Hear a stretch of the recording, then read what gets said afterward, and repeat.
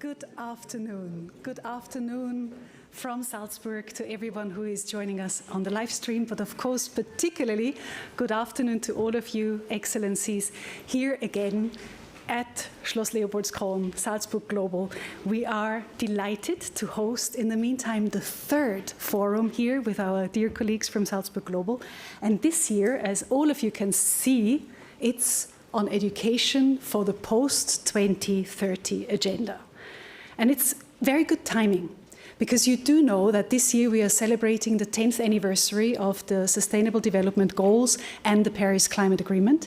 And it is important to, of course, implement more, but also to look into the future. My name is Monika Fröhler, and I'm the CEO of the Ban Ki-moon Center for Global Citizens. And it is a great honor for me to moderate today's day. I want to extend particular thanks to, of course, Salzburg Global, but also to the Ministry of Foreign Affairs of the Republic of Korea, represented here today by His Excellency Ambassador Ham, that made this event possible, together with the Ban Ki-moon Center, soon Ban Ki-moon Foundation for Global Citizens. Today we are a kick-off, basically, of a 3.5-day program that Salzburg Global is hosting afterwards under the title Reimagining Education, Global Citizenship, Pluralism and Purpose in the 21st Century. So we are merely the first big highlight for the remaining days to come, and I hope that many of you will stay with Salzburg Global to be part of this seminar. Now, we find ourselves in a time where global citizenship education, and education as such, is actually quite challenged. I think all of us would agree. We have global risks, we have major challenges worldwide, and maybe some of you have already seen that the World Economic Forum annually is issuing a global risk report. And we have based our considerations today very much on these considerations that illustrate that we are in unprecedented times when it comes to conflict, state conflict, mis- and disinformation, societal upheaval, but of course also climate change. So what is global citizen in this day and age? What does it mean? Well, it's still rooted in SDG 4. It's very much on quality education. It is very much on empowering learners to be able to tackle the challenges of this day and age.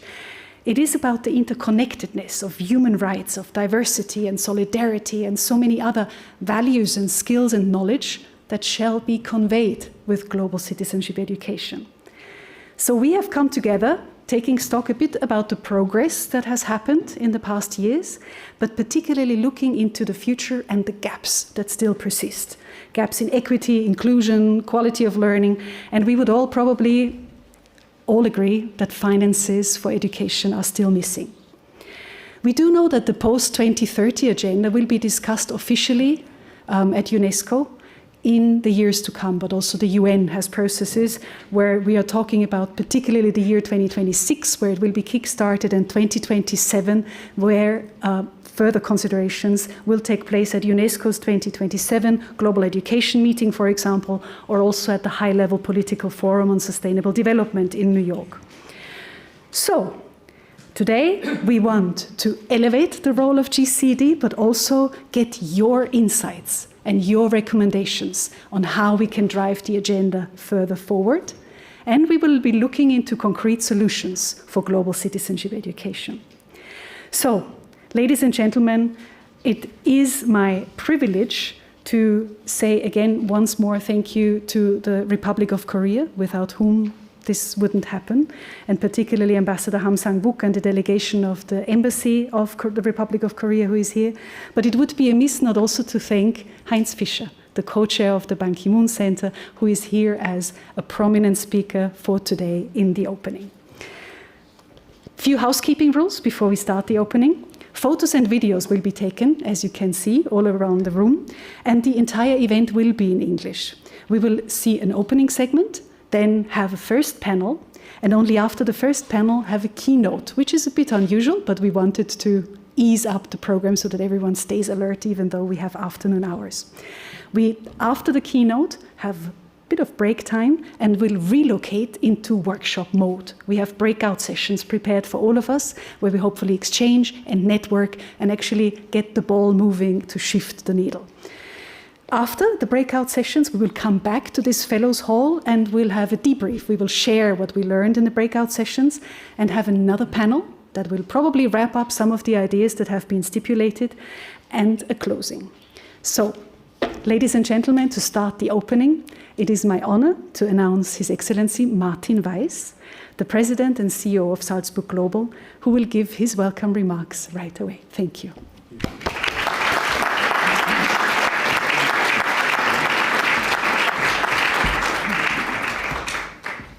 Well, ladies and gentlemen, Excellencies, really a pleasure to welcome you to Schloss Leopoldskron, to Salzburg Global yet again.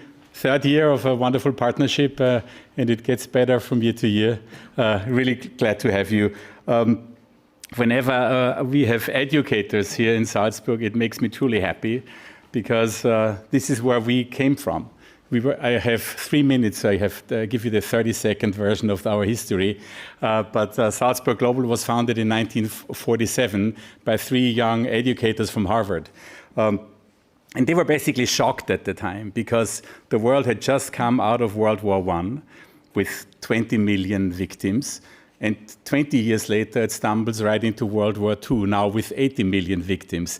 And they were saying to themselves, if we go on with that speed, now with nuclear weapons in hand, what will be the next stop for society? So we have to find something where we can change discourse, where we can, truly speaking, change the world.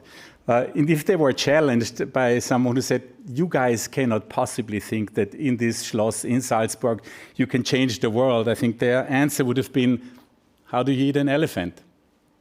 One bite at a time, right?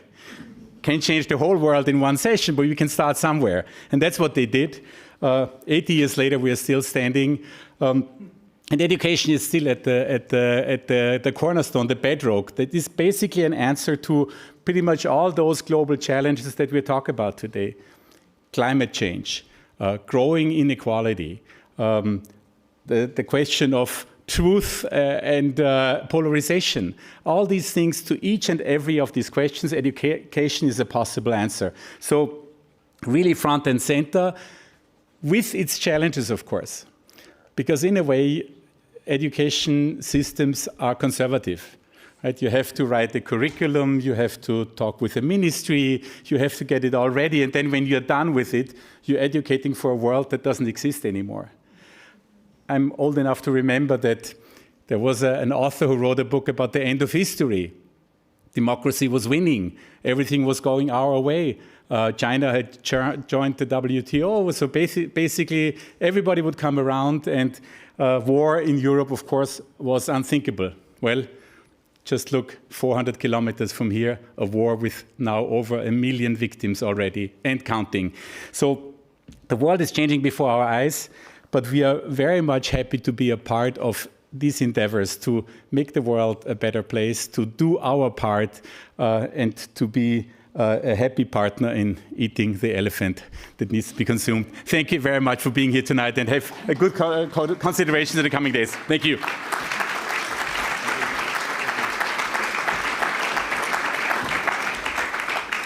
Thank you, Your Excellency Weiss. Next, allow me to welcome His Excellency Ambassador Han Sang-buk, board member of the Ban Ki-moon Foundation and ambassador to the Republic of Korea in Austria. Please, the floor is yours.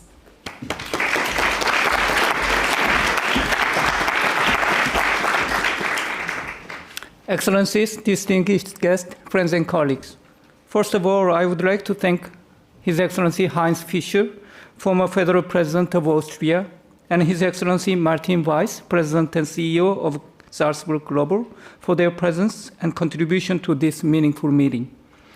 I also want to thank His Excellency Ban Ki-moon, former Secretary General of the United Nations, and Her Excellency Eva Maria Holzleitner, Federal Minister for Women, Science and Research, for their video messages. The world today is changing faster than ever. Multilateralism, which we took for granted for decades, is under strain like never before. Climate change, armed conflicts, and rapid technological advances presents a formidable challenge to us all. And none of these crises respect national borders. This is why global citizenship education, or GCED, matters more than ever. According to UNESCO, global citizenship means a sense of belonging to a broader community and a common humanity. As we muster our collective will to meet global challenges, it is essential to equip individuals all around the globe with a sense of belonging through GCED. Korea's commitment to GCED is rooted in our own history. We rose from the ashes of Korean War just over 70 years ago to become a thriving democracy, an economic powerhouse, and a cultural hub. All this was made possible by the help of the international community and a particular emphasis on education. We have experienced firsthand how solidarity and education can transform a nation.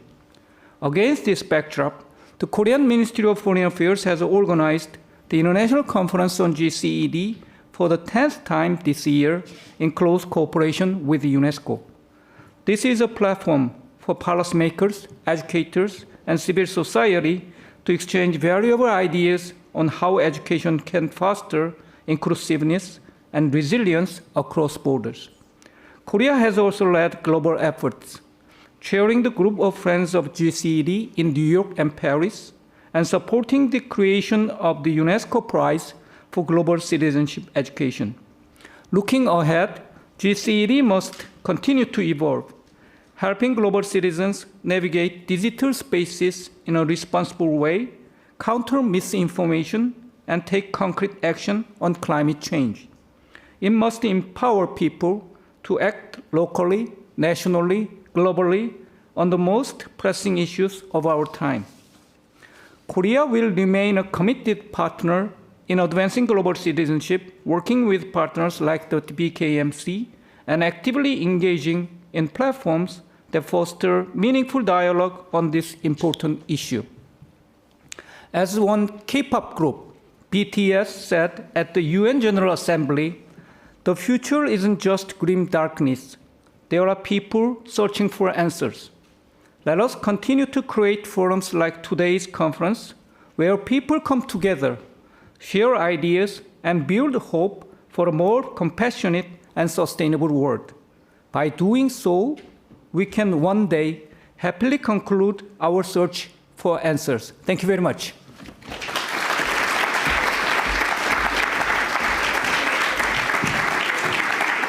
Thank you. Thank you, Your Excellency. We're now honored to show you a message by Her Excellency Eva Maria Holzleitner, the Austrian Federal Minister of Women, Science and Research, offering her insights. Please. Your Excellencies, distinguished speakers, dear global citizens, I'm honored to address you today as the Austrian Federal Minister of Women, Science and Research to highlight the importance of global citizenship education. As we face a polycrisis emergency from conflict, inequality and disinformation, education must strengthen human dignity, empathy and responsibility. I would like to thank the permanent mission of the Republic of Korea to the UN in Vienna, Salzburg Global, and the Ban Ki-moon Center for Global Citizens for convening this timely event. In my role, I see education as the most powerful tool for self-determination and equality. It allows people, especially women and youth, to access more equal opportunities, participate in our democracy, and navigate a rapidly changing world. Therefore, both formal and informal education must evolve to meet the needs of present and future generations by 2030 and beyond. This is why global citizenship education matters. It empowers all of us to become agents of change, shaping societies that are just, inclusive, and sustainable. In Austria, I'm proud to foster lifelong learning, ensure higher education is accessible and equitable, and connect science with civic engagement. At the Ministry, we are committed to strengthening science and democracy education while promoting equality and diversity in research. I strongly believe that the government has a central role in shaping these opportunities, whether through public universities or universities of teacher education. Only by working together we can truly advance educational research. In doing so, we prepare the next generation of scholars to innovate, contribute, and lead to solving global challenges. With educated, informed, and compassionate citizens, we can achieve peace, equality, and sustainability. I wish you all the best for today's discussions. Let us keep education a space of empowerment, where people learn not only about the world, but how to protect the most vulnerable. Thank you.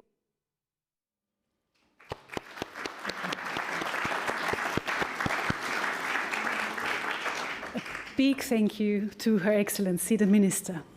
Ladies and gentlemen, it's now my pleasure, my distinct pleasure, to announce Dr. Heinz Fischer, the 11th President of Austria and co-chair of the Ban Ki-moon Foundation, to give us his remarks on how education can advance justice, sustainability, and peace in the 21st century.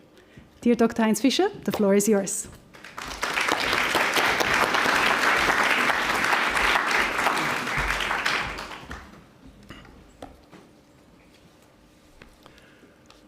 Your Excellency, distinguished guests, ladies and gentlemen, I'm happy that you have just seen that we in Austria have a very young, talented and energetic Minister for Science and Research.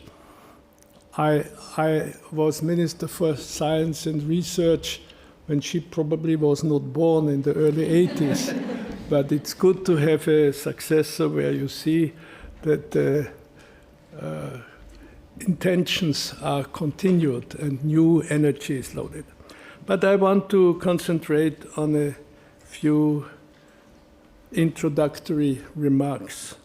First and foremost, I would like also to express my sincere gratitude to our partners, without whom this event would not have been possible, particularly the Ministry of Foreign Affairs of the Republic of Korea.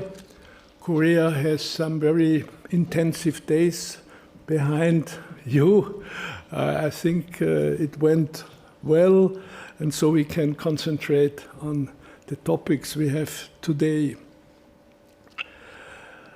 Ladies and gentlemen, the term Post-2030 agenda is not yet finally and precisely defined. This gives us, however, the valuable opportunity to approach it in a broad and ambitious way. Education can and should therefore be understood in its widest possible sense as something that is connected to every single element of the Sustainable Development Goals. It relates to social justice and the empowerment of those who are likely to be left behind. It also, however, relates to the urgent questions of our environment. And finally, it relates, perhaps more than ever, to the prevention of war and violence, to the respect for human rights, human life, and for democracy. Ladies and gentlemen, in Austria we have since 7 months a new three-party government in office. The first three-party government since the end of World War II. And one of its stated priorities is education and educational reforms. This is encouraging because broadening opportunities for learning cannot be achieved in isolation, but it depends on a stable social but also political foundation. Education can and should be the great equalizer in a positive sense, enabling talent and potential to flourish regardless of social background. That is why reforms must be measured not only by curricula, but also by the degree to which they empower the most vulnerable and strengthen social justice. When I started my studies at the University of Vienna, the number of male students was probably 4 times as big as the number of female students. 35 years ago, in 1990, the total number of students at Austria's public universities was just around 195,000. Roughly 110,000 men and 85,000 women. Today, the picture looks remarkably different. In the winter semester 24-25, around 265 students are enrolled, with about 145,000 female and 120,000 male students. Over the course of one generation, the gender gap in higher education has therefore not only been closed, but even reversed, a strong sign of progress towards Sustainable Development Goal 5 on gender equality. If I would have looked further back, I would have looked on the time where ladies and women were not allowed at all to go to universities, or then some exceptions were made. Therefore, we can take pride in these achievements. We must also acknowledge that many steps still are ahead of us.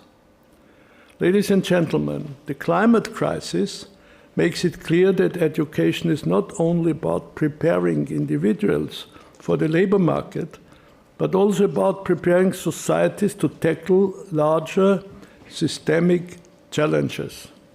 Today we face not only delays in environmental policy, but also determined counter-movements that questions the very foundations of climate science and climate action.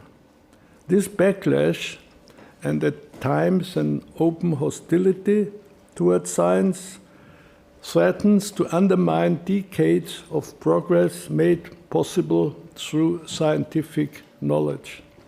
Here, education also has a vital role to play. It must foster not just knowledge, but also awareness, resilience, and a sense of shared responsibility for our planet. Ladies and gentlemen, dear friends, only with an informed public, capable of understanding the urgency and acting in solidarity, we can prevent regression and safeguard our common future. In my life, ladies and gentlemen, war generally is perhaps the greatest evil in human history, leaving behind not only immeasurable human sufferings, but including also profound impacts on mental and physical health, the danger of devastating consequences for all of us. As former German Chancellor Willy Brandt once reminded, and I quote this quite often, he said, "Peace is not everything, but everything is nothing without peace." I think this is very true. And when Russia launched its aggression against Ukraine in February 22, it committed what I must call both a serious political crime and a terrible mistake. I don't want to extend on this tragical subject. Dear friends, the Middle East too remains deeply troubled. The attacks of October 23 must be ranked among the biggest crimes in history, comparable in their symbolism to 9/11 in New York. Immediate self-defense on that day was legitimate and self-evident, no doubt. But with growing concern, one must observe how this self-defense, step by step transformed into acts that are absolutely unacceptable, in my opinion. The number of lost lives in the Gaza war has reached approximately 65,000 human beings, men, women, and children. And these numbers are not only statistics. Imagine how big the sorrow and the tragedy is if 2 children are killed in a car accident or in any other. And here we have not 2 and not 10 and not 100 and not 1,000, but several thousands. And this is a very, very serious problem. Since October 10th, a ceasefire between Israel and Hamas has officially been in place in the Gaza Strip. This is an important step in the right direction. Yet, in light of recent events, the question remains whether this ceasefire will prove to be lasting. It is clear, however, that many additional steps will be necessary to find an acceptable solution for this tragedy. Ladies and gentlemen, all of these topics, social justice, environmental sustainability, war and peace, etc., are deeply interconnected with education. They show us why we must think of education in the widest possible frame when we speak about the post-2030 agenda.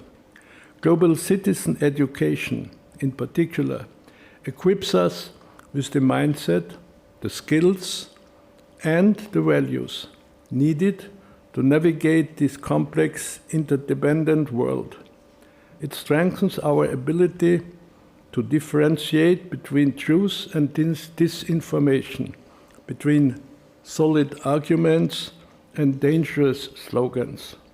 I look forward to this conference, its discussions, the insights we will share, and the collaborative spirit that defines fora such as this one in our experience. Let us explore together how education, coupled with a global citizenship mindset, can propel us towards a more just, peaceful, and sustainable future for all. Let's stay together. Thank you very much.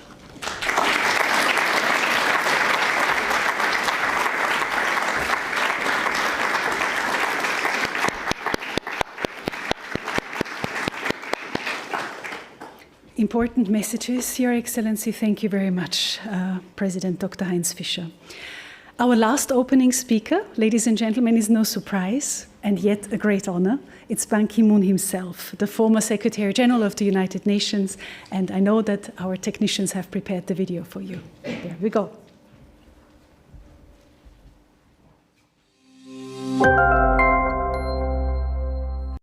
Your Excellencies, esteemed guests, dear educators and students, dear global citizens, it is a great honor to address you today at the International Forum on Education for the Post-2030 Agenda.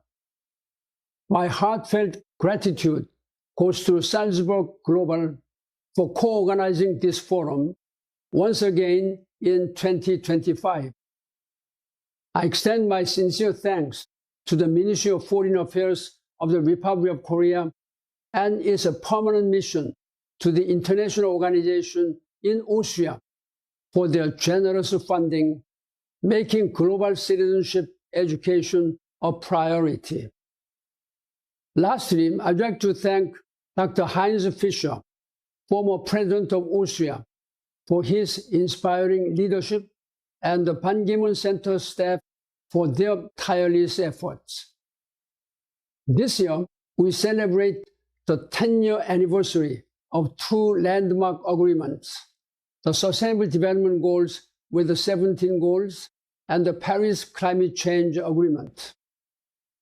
However, we all know that we are faced with multiple global crises, and these transformative agreements are still far from being achieved. At this moment, it has never been more important to invest in an education system that is grounded in human rights, respect for diversity, inclusion, and equity. The Republic of Korea's own history is a testament to the transformative power of education and global solidarity. After the devastation of the Korean War, education was instrumental in helping our nation rise to a prosperous democracy, a dynamic economy, and a leading cultural force. After the Korean War, the Republic of Korea was a low-income developing country, ranked 39th in the world by GDP in 1962. Today, Korea is the 12th largest economy and part of the OECD and the G20.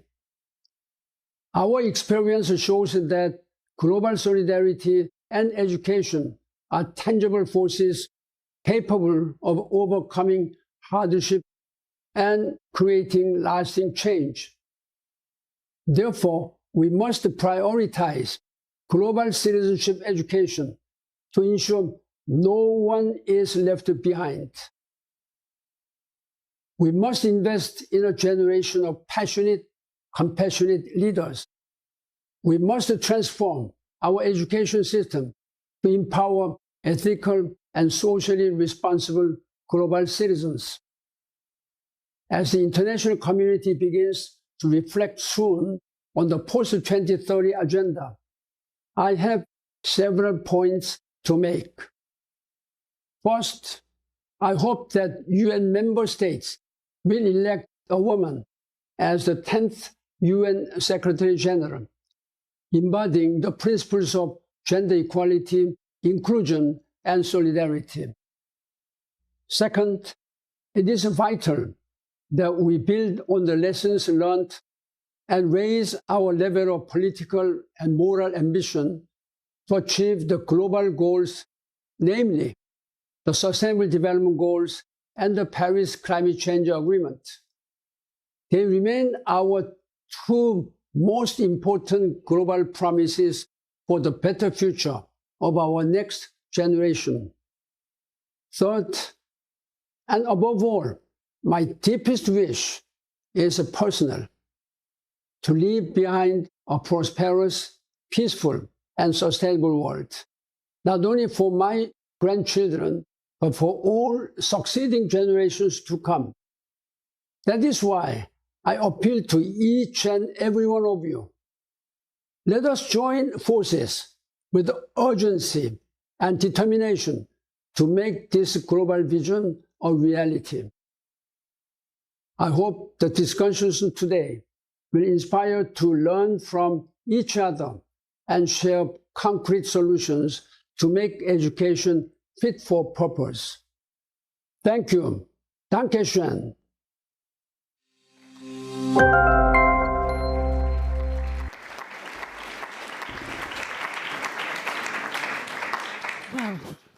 Well, ladies and gentlemen, this leads us to the end of the opening, but now we are getting really started.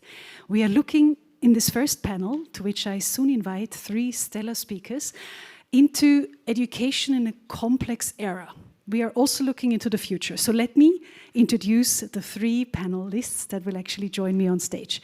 Amanda Abram, Professor Catherine Adora Hoppers, and Katharina Reisenbauer. A round of applause for them to join me on stage.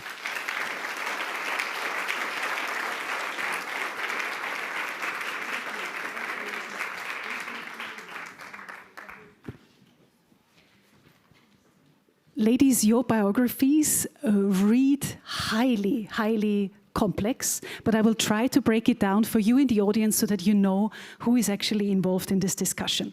So, Amanda, let me start with you. You are the director of the Global Schools Program of UNSDSN. you have to imagine that Amanda leads a community of 2,200 schools approximately, working on integrating education and sustainable development into their curricula, into their trainings and into their operations. And this is all focusing on varied topics like renewable energy, climate education and global citizenship. We are talking here 300,000 students and around 100,000 community members. So this is what you need to know about Amanda. But let me continue with Professor Catherine Hoppes. Professor Hoppes has joined us from the University of Calgary. She's the Canada Research Chair in Pluralistic Societies on transdisciplinarity, cognitive justice, and education. And when I read her CV, I was wondering, what is cognitive justice actually? So in brevity, I will try to say that it is the right of all forms of knowledge to coexist in public without duress. So it's about the coexistence and co-creation of knowledge.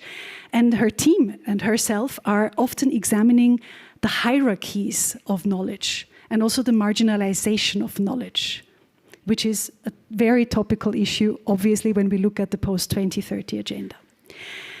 Last but by no means least for this panel, we have Katharina Reisenbauer joining us. And Katharina is Salzburgian, so back home.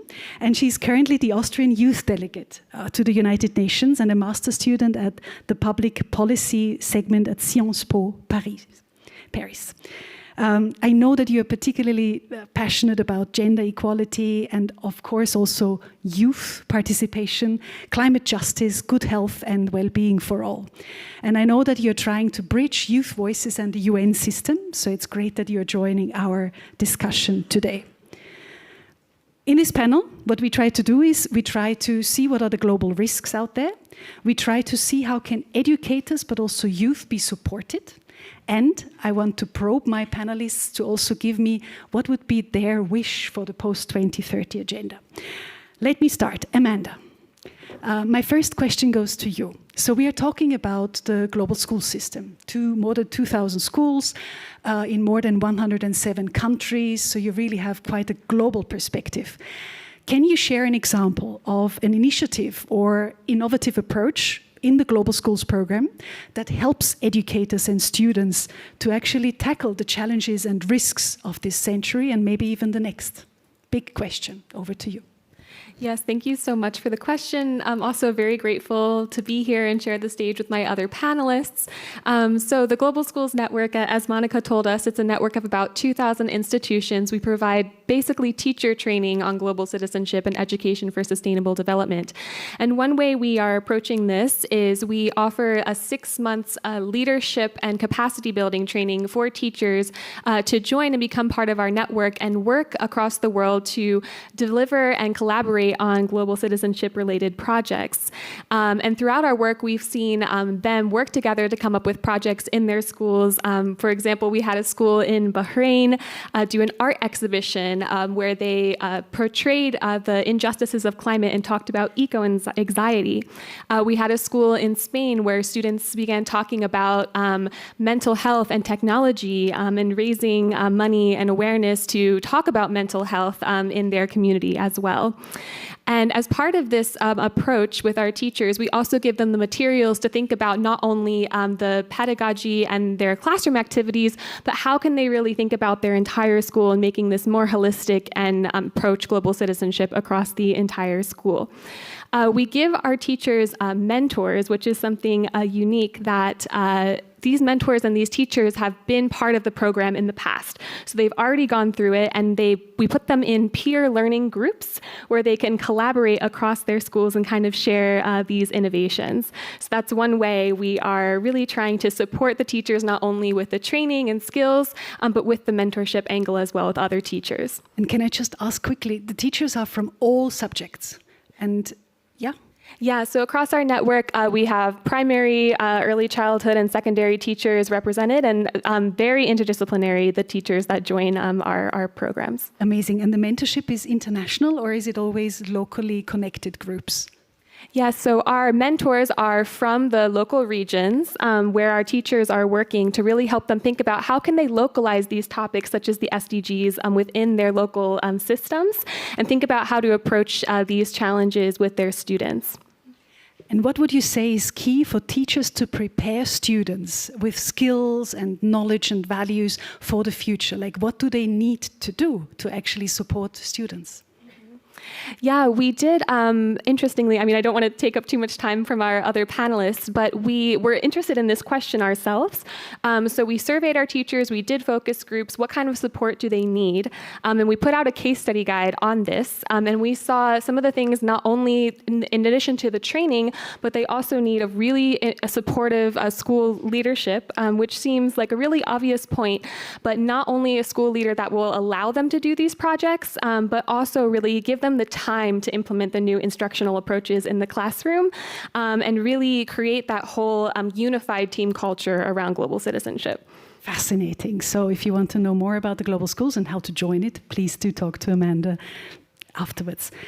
Professor Hoppers, question to you. We spoke about the knowledge, and we said that knowledge is often very much associated with sort of the Western ideas that have shaped knowledge, but there is so much more to it. Indigenous peoples, community knowledge.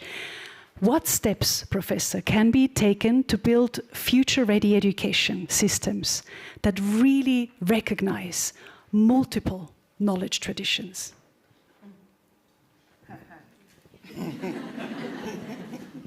It is a big question. Let me try. Look, Speak into the microphone. Hello. First of all, let me outline.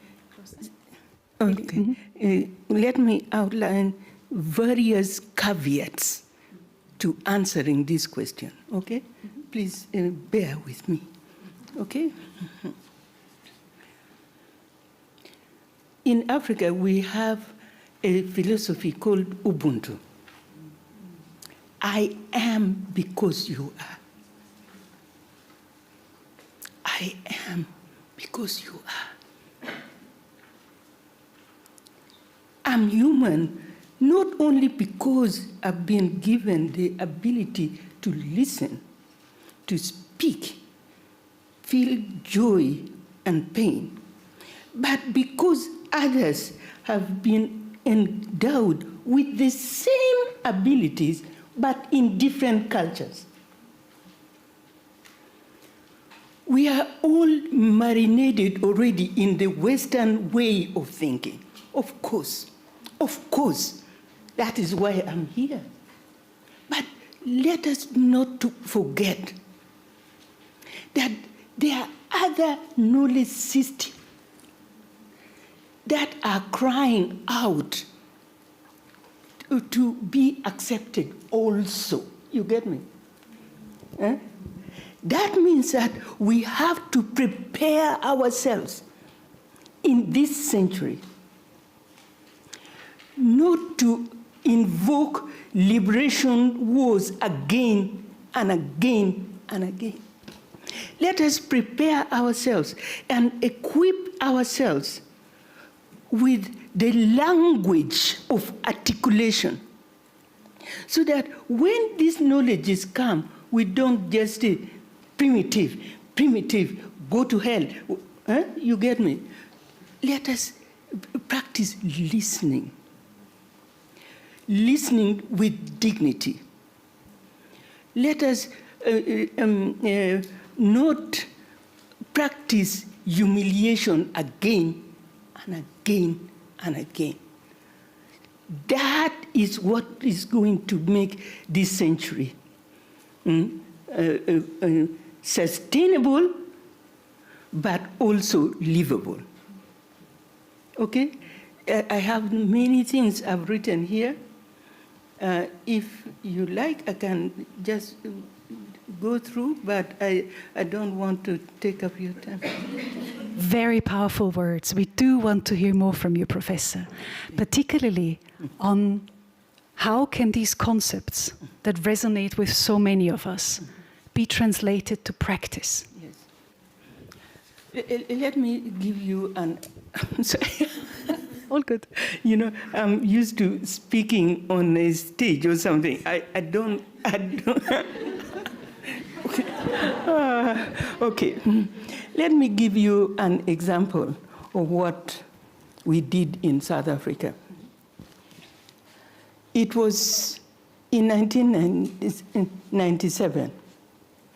South Africa had just come out of the most evil system.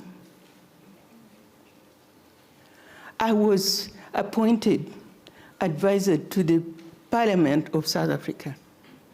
I was appointed to be advisor to the Parliamentary Portfolio Committee on Arts, Culture, Languages, Science, and Technology, a very, very powerful portfolio committee of the South African Parliament. Suddenly, what came out from the post-apartheid was that the knowledge systems of nearly 85% of South Africans were ignored. It was not funny. You get me? The knowledge system that furnished the schools, that furnished the science, everything was based on that narrow, okay, wide, but narrow way of looking.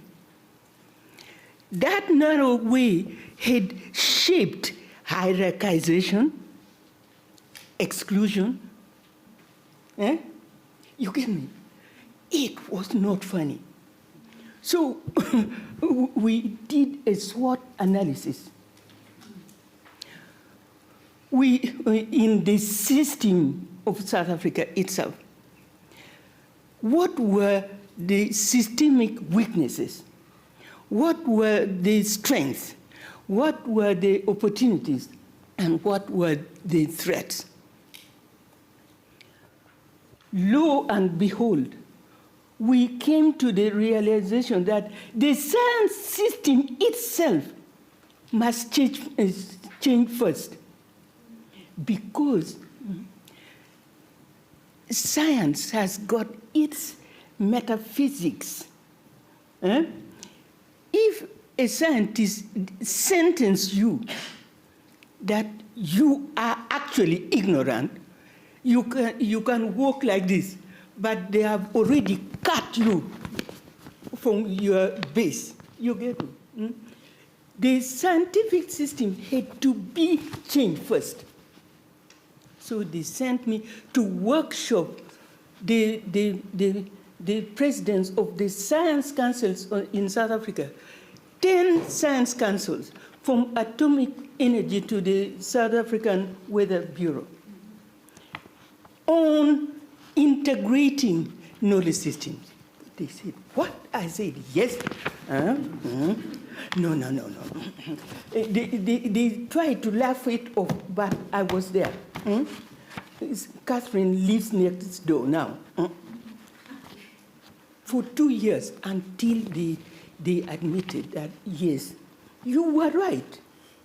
You were right. Please go back to the Parliament and tell them you were right. I said, no, put it in writing. Put that in writing then. I said, put it in writing. So they put it in writing. They all signed it. At the core was 2 caveats. One, they will not block anything to do with the process of articulation of bringing in this marginalized system in the open, one. 2, they will not object to the scientists learning something new. You get me? Just 2 things only.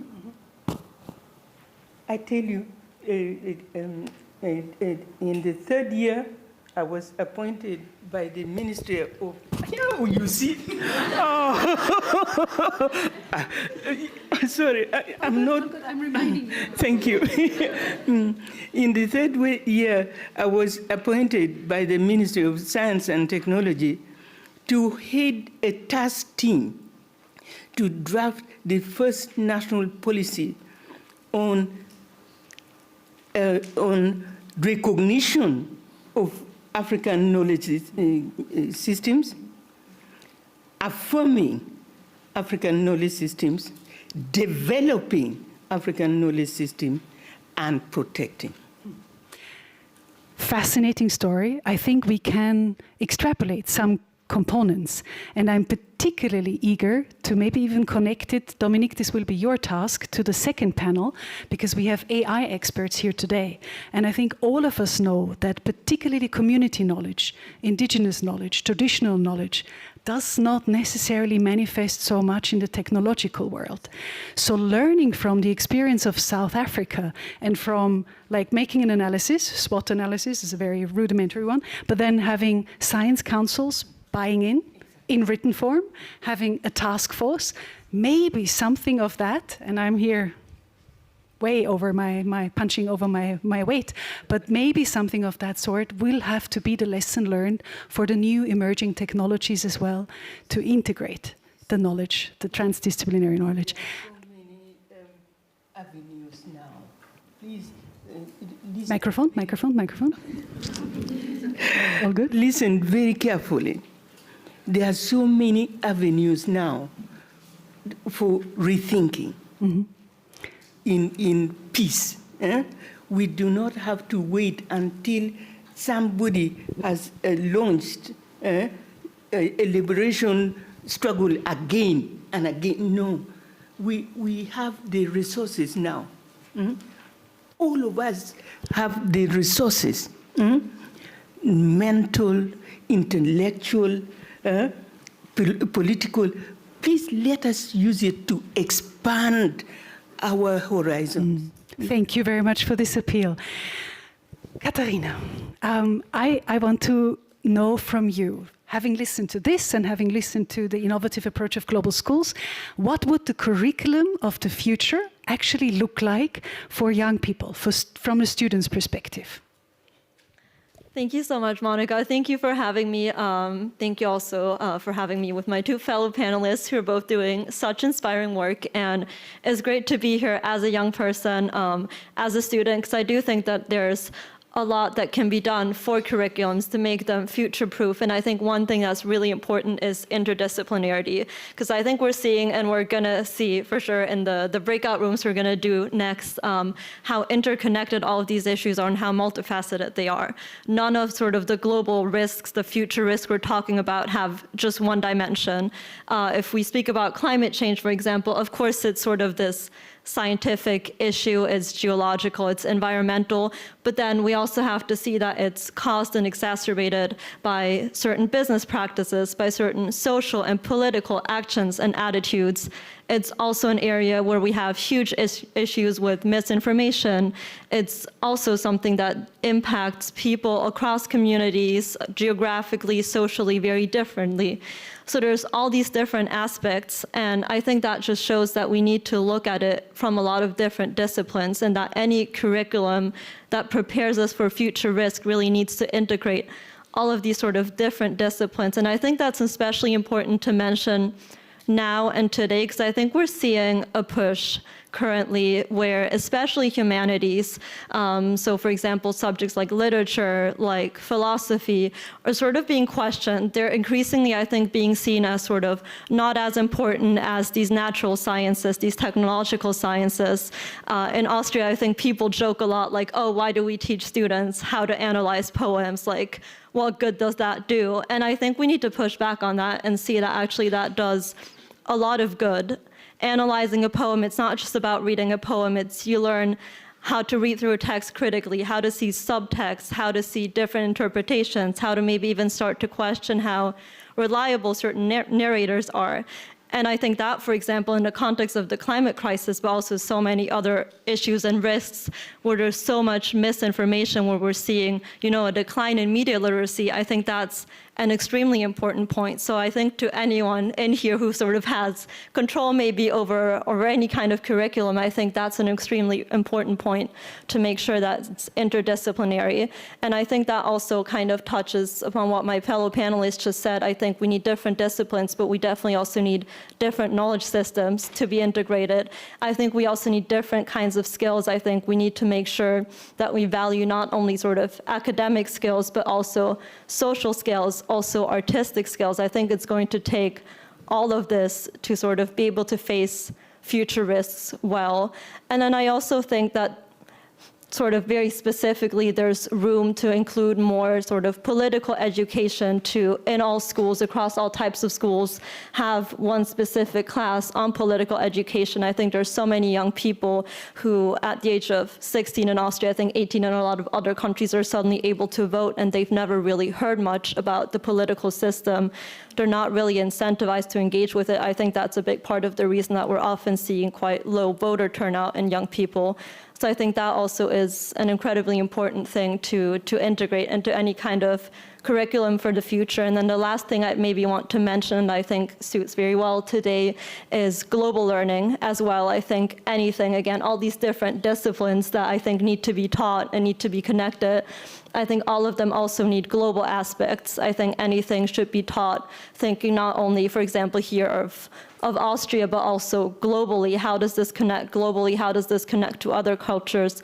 And also intercultural awareness. And I think one thing that's huge for that is studying abroad, intercultural exchanges. I think there's probably a lot of people in this room today that have, in one way or another, developed the interest they have, the awareness they have, gone down the career path they have, because at one point or another, they've been able to go abroad, to study abroad, to meet different cultures. And I think that's something that really deserves to be reinforced. I think, especially here in Europe with the Erasmus Plus program, we already have made so much progress in this, but there's still a lot of room for improvement. There's geographical disparities where in Europe this is really well developed, but in other parts of the world, not so much. Even here in Europe, I think there's big disparities between different kinds of education. So for example, in Austria, if you're a university student, you're more than 3 times as likely to go abroad with Erasmus Plus than if you're in vocational education or training. So I think that's something else that we really have to reinforce to make sure different disciplines are represented, different knowledge systems, as has been said, different skills, political education, and this component of fostering intercultural exchange in education. Thank you, Katharina. Whoa, you got it about.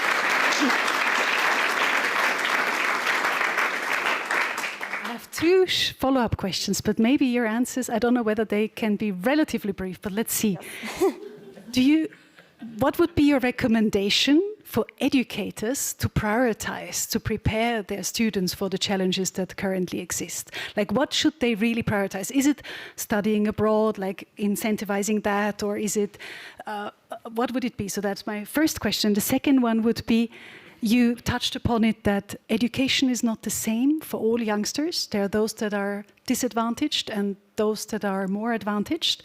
How could we create an equal playing field? How can we empower those that are currently underrepresented to also take up leadership roles to be heard? So I know big questions, but still, maybe some thoughts from you. Sorry, I will try to be brief. I know that we all have a lot to say on these topics, but I'm sure you all do too, so I don't want to delay the breakout rooms. So on your first question about what educators should prioritize, I'll try to be very brief.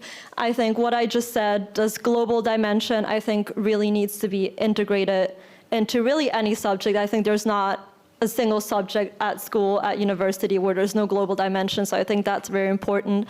And then ideally also showing young people how they can participate, showing them how local actions can translate to, global change. And I think emphasizing that already when speaking about issues is really important, to not just say, oh, we have climate change, this is an issue, but to then immediately go into solutions and show young people, oh, here's a local project you could do to help contribute to solving this. So that's my hopefully kind of brief answer to the first question. The agency aspect of getting into the real world, not only staying in the cognitive realm, but getting into the actual implementation. That's definitely a good one.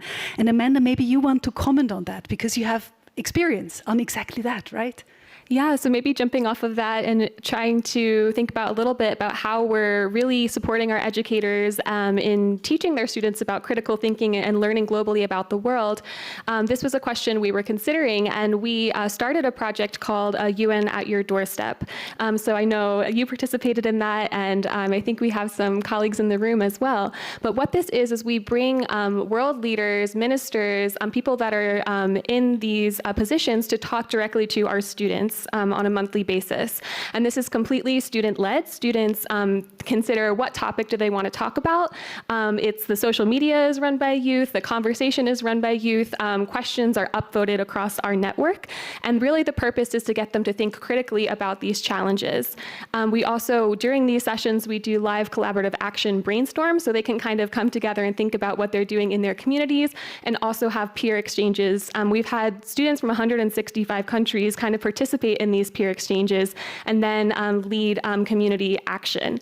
And we started analyzing the data from this program, and we found that a lot of the students, what they were saying is actually that they made friendships with people from other countries. So I think that was a really great thing that came out of it. And we also provided our teachers with resources on those topics that had a systems thinking approach, so they could really consider how to take these topics into the classroom. And I think that was one of the ways where we're really trying to bring youth to the forefront, have intercultural exchange, and have some intergenerational dialogues on these topics.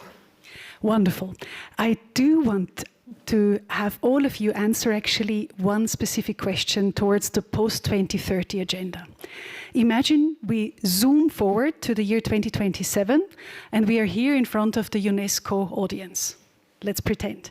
And you have your pitch now to tell them what you want to have included in the post-2030 agenda on education. What would that pitch be? And maybe, Professor Hoppers, I start with you. What would be your pitch to UNESCO, if you imagine all of those are our UNESCO experts and national delegates? What would you want to see in the post-2030 agenda? First of all, deep thinking. Secondly, humility. Third, compassion. Because the absence of these qualities or the absence of these values and qualities in real life have created such humiliation. Humiliation, let me say something about it. Humiliation is deep. Deep. I may dance with you and so, but if you have participated in my humiliation, it goes far back. You get me? You know, that is what has happened to these so-called third world countries. We have been humiliated, I tell you. Our knowledges were not allowed in schools, in the governance systems, in the medical systems. I mean, I don't have to say anymore. Please, let us be humble and compassionate. Thank you. Great reminder. No applause. Everyone is starstruck, I think. Let me pass it to you, Katharina, for your incentive for the post-2030 agenda. What would it be? I think I'll actually combine that with your second question you just asked about inequalities. So I mean, everything I've just said, obviously, I would also love to see reflected in the post-2030 agenda. But I think, again, we need a huge focus on inequalities in education systems. I think not only because, obviously, this is unfair, you know, this is horrible to those that are at disadvantages, but also because we're losing so many bright minds through this that we need to tackle, you know, the whole post-2030 agenda, the whole 2030 agenda, any kind of global issue we're facing. And I think not only are we losing a lot of individual bright minds, I think we're losing, again, whole knowledge systems. We're losing the perspective of sort of whole groups of populations. For example, young people with disabilities face so many disadvantages in education. 90% of them in lower or lower middle income countries don't go to school at all. And I think that's reflected when we look at our disaster preparedness. So many natural disasters where so many disabled people die at, huge rates because we're not considering them. They're not, represented in signs enough, at tables enough.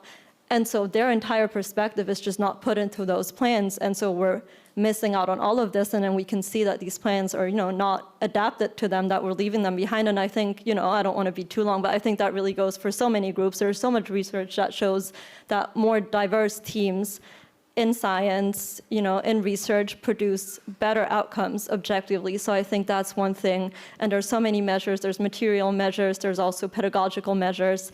But I think tackling that inequality really is key for the post-2030 agenda. And I'll keep it at that. Thank you, Katharina. What is your pitch, Amanda?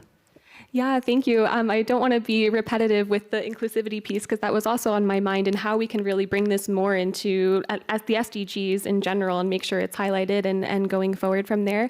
I think also I would say just the importance of empathy and socio-emotional skills, finding that balance between the cognitive and the socio-emotional skills as we go forward and we support our students and teachers. And also, I think if I was pitching to UNESCO, just the importance of, supporting teachers more across the agenda. How are we thinking about, teacher salaries, teacher retention, teacher supports at all different levels, and just highlighting the importance of the teaching profession, I think is something also really to consider as we go forward post the 2030 agenda. Thank you. We do have a bit of time, so I do want to give the chance to maybe one or two questions in the audience, if they're brief. Does anyone have a burning question for the panelists? If that's not the case, of course, I have burning questions. But yes, lovely, over there. There's the microphone just next to you. Please introduce yourself briefly. Maybe even stand up so that everyone can see you. Thank you. Hello, everyone. It's a pleasure to be here. I always have questions. One of them is about education for many years has been focused on individual success. How are you the best in the world and how do you compete? I think in citizenship education, the dimension of how do you put collaboration between the children, between the teachers, at the heart of where you learn. How do you prepare the best students for the world, not in the world? And this dimension of learning as a collective, through projects, through working with the community, is really, and participation, being citizens of your school. So it's all this active dimension of a collective, which doesn't put everybody absolutely at the same level, but creates a lot of opportunities. I don't know if you have thoughts, if you've seen programs, is there any reaction you have on this topic? Can I clarify, you mean formal and informal education combined? That's one dimension, working as an ecosystem, that's very important. But really, if you shift competition on knowledge from the past, from some knowledge systems, to collaboration, to solve real-world problems together. Interesting point. Yeah. All right. I see the panelists already taking notes. Can we collect another question? Yes, I see a lady in the middle. Where's the microphone? Thank you. And you can already get up so that everyone can spot you and see you. Thank you. My question is, how might we move from inclusion and belonging with regard to our perspective on diversity to diversity as a necessity? That we must have a multiplicity, a pluralistic approach to ideas and knowledge in order to educate and learn, that it is a necessity. Can you also say your name? Oh, my name is Stephanie Dasher. I'm with the Global Citizenship Alliance. Brilliant. And you didn't introduce yourself, but yeah. Exactly. Perfect. So, dear panelists, who wants to have a go at answering one of those, reacting? Yeah, I see Amanda. I mean, I can try to answer your question. It might not be the perfect example. I think I agree with you that education has historically been about competition and getting the best grade. I was a teacher myself, and we were always encouraged to, have the higher achievers in the classroom, teach to the test. And I think until we change some of those things, like the national examination processes that, teachers are always forced to think about in the classroom, giving teachers more agency and autonomy to actually be more creative. I think that's going to be, hopefully we'll slowly get there, but I think that's one of the major barriers. I saw that in my school and also across our network, that it's interesting. This is also part of our case study guide, that teachers that were teaching electives were able to do more things when it came to collaborative learning versus teachers that were in a subject that had a more rigid curriculum. So I don't know if that fully answers your question, but just to give my thoughts on it. Thank you. Do you want to react to the other? Yes, yeah? I'm happy to speak on the second question. Maybe my fellow panelist wants to complete after, but I think, obviously, I think there's a lot to be done in terms of, laws and regulations, for example, speaking about young people with disabilities, of implementing, personal assistance in schools, et cetera. But I think what you're touching upon and what I think is really needed is a sort of mindset shift, where right now, a lot of the time, we're thinking, we need to include all young people because we sort of owe it to them, is good for them, we can't have these inequalities, that's not nice. And I think what we need and what's going to really propel this forward is a mindset shift where we understand it's not just for them, it's for all of us.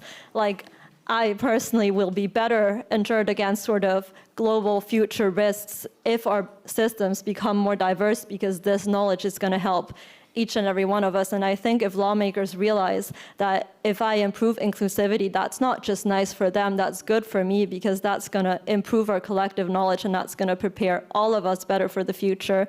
I think that's what we need, and that's what's going to make everyone realize that they have a personal stake, and it's not just a nice to do, but something that's going to help us all. But yes, maybe my fellow Thank you, Katharina. would like to Professor Hoppers, do you have a short answer on the how can we make diversity a necessity?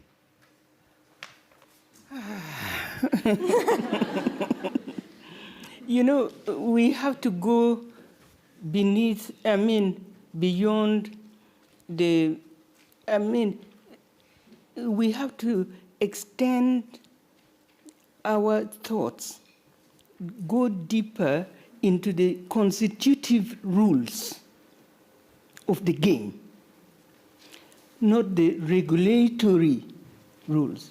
Because if we go to the constitutive rules, we find the cultures that have been supporting the values.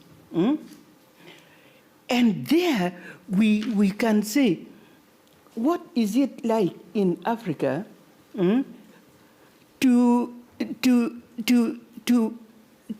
be like me, or her, what does Ubuntu mean? We can go to Malaysia. They have a concept called Sejahtera. In Japan, there's a concept called Hikigai. Yes. And then the yin-yang of the Chinese. Please listen to me very carefully. Until we go deep into our cultures and we examine how our cultures have supported this exclusionary practice, we are wasting our time. You can preach in your schools. Yeah, inclusion. But if we do not go into the Western culture itself and we excavate what has led the Western culture to be so exclusionary. You get me? It is not funny. Thank you. Diversity needs to become a necessity. And I know that the Global Alliance is also working for that quite a bit. So thank you for your work on this one. Now, ladies and gentlemen, let me do one last lightning round. Should the audience have forgotten everything that we just said, what would be the one message that you want them to talk in the coffee break about after this session? Yes, Katharina. I'm happy to start. I think my one message is we need more connection between different disciplines, between local and global levels, and between different groups of people. We just need a more connected education system.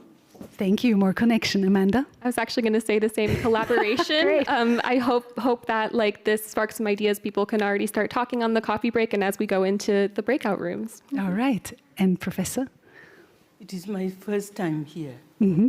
You get me? So I don't know how to. I don't know how to speak in a disciplined way. You get me? So we love emotion. It's all good. But after this, please let us meet. Let us use these platforms to engender something deeper. You get me? Professor Many will want to speak to you in the coffee break. I already know that. And I can offer you one more thing before you get your break. And this one more thing is actually something that we, the Ban Ki-moon Center, are very happy about. It's a booth that we have installed for all of you to connect. And the specialty about this booth down there is that it tries to address one of the big unknowns in current education. Plan International found out in a study just a couple of years ago that, in fact, 1 in 3 students doesn't feel equipped to be part of the society's emergence in green efforts. Like they don't feel that they are ready to do that. Now the Ban Ki-moon Center tried to address this and has created the so-called Green Jobs online class. It is freely available. You can check it out at the booth downstairs, and there is actually even a small gift for some of you. The first 5 subscribers to this free online course will get a little gift.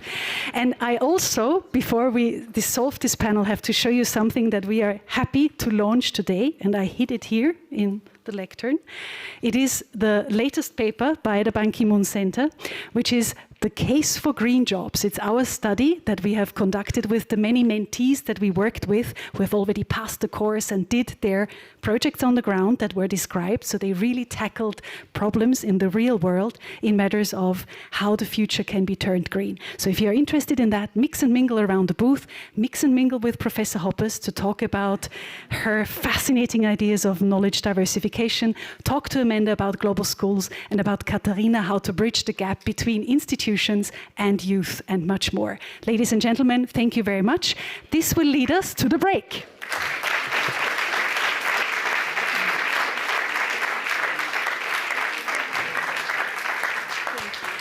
We have, yes, could you group up for a group picture still?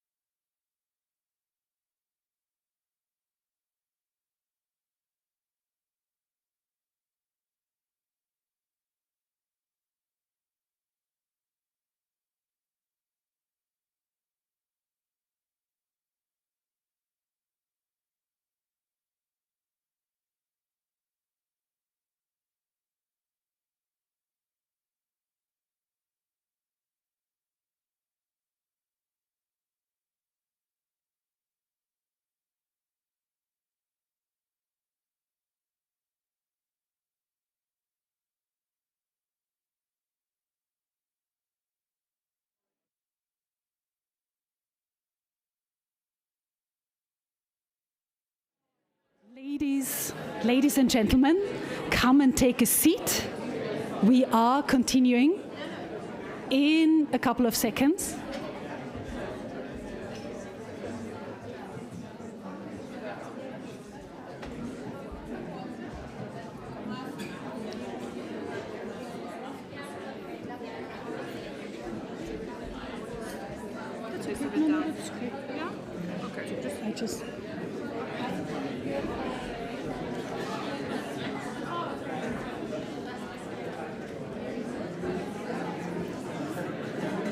Do find your seats, please. Sit down. Everyone got a coffee and a bit of sweets, I think. So we have full energy for the next highlight that we offer to you. The next highlight, ladies and gentlemen, the next highlight is the actual keynote of today. And I'm glad to announce Katrin Kohl, who is co-chair of the UNESCO Chair in Reorienting Education Towards Sustainability at York University. She will talk in her keynote about transforming education to navigate shared futures. Katrin Kohl serves as focal point for Sustainable Development Goal number 4 within the Higher Education and Research for Sustainable Development Global Cluster, led by the International Association of Universities. Katrin has served as executive coordinator of the UNESCO Chair at York, managing director of the German Commission for UNESCO, and strategic advisor to the Vice Chancellor of the University of Düsseldorf.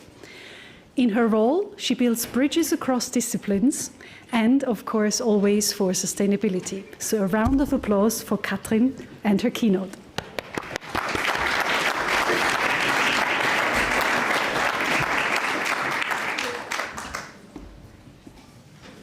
Thank you so very much. Thank you for the opportunity for me to be here today. Dear friends, so many familiar faces, dear students, dear colleagues, it's a real pleasure being here. And I have to admit, like you all, I was looking forward to listening to Daniela Tilbury. So here I'm the substitute speaker, but I've talked to Daniela, so I will keep this keynote also in her spirit, and she regrets that she can't be here today. So I have so many things to say, but let's start. I'm German, so I need to start on a negative note. I think culturally that's quite appropriate. So I will be picking up the World Risk Report that Monica mentioned earlier. And as my keynote has the headline of Transforming Education to Navigate Shared Futures, let's start with the global risks. As today we're finding ourselves in a fairly complex world. Technology has added a whole dimension to our lives. And the Global Economic Forum every January looks at the most prevalent risks over the next 2 to 10 years. And as you're looking at this chart, you're seeing different colors. Purple is technology, green is the environment, climate, orange are geopolitical questions, red are societal questions, blue, which you actually don't see in the economic risks, in the risk list, are economic risks. And as we're finding ourselves over the next couple of years in prioritized questions of misinformation and disinformation, but also extreme weather alerts. If you look into the next 10 years, environmental and climate risks will actually be taking over the priorities and the risks that we will have to address. And among the tools that we have to address these risks is education. However, these risks are not just lines, or they're not just siloed, they're quite interconnected. So if we're looking at in the middle here, for those of you on the other side of the room that may not be able to fully read this, we see in the middle, we see the risk of inequality. Inequalities in societies don't come alone. They often lead to questions of well-being. They're often also connected to elements of disinformation. There's so much disinformation out there at this point, and honestly, it is often hard now to figure out what is real, what isn't real. And here again, education needs to be a tool and an instrument for all of us to deal with these wicked issues. Because the one thing is clear, we cannot just look at those wicked issues in isolation. They are all connected to one another. So as soon as we pull somewhere, we need to see that something else changes. And this is really the challenge of today's education. And this is why we also need to shift.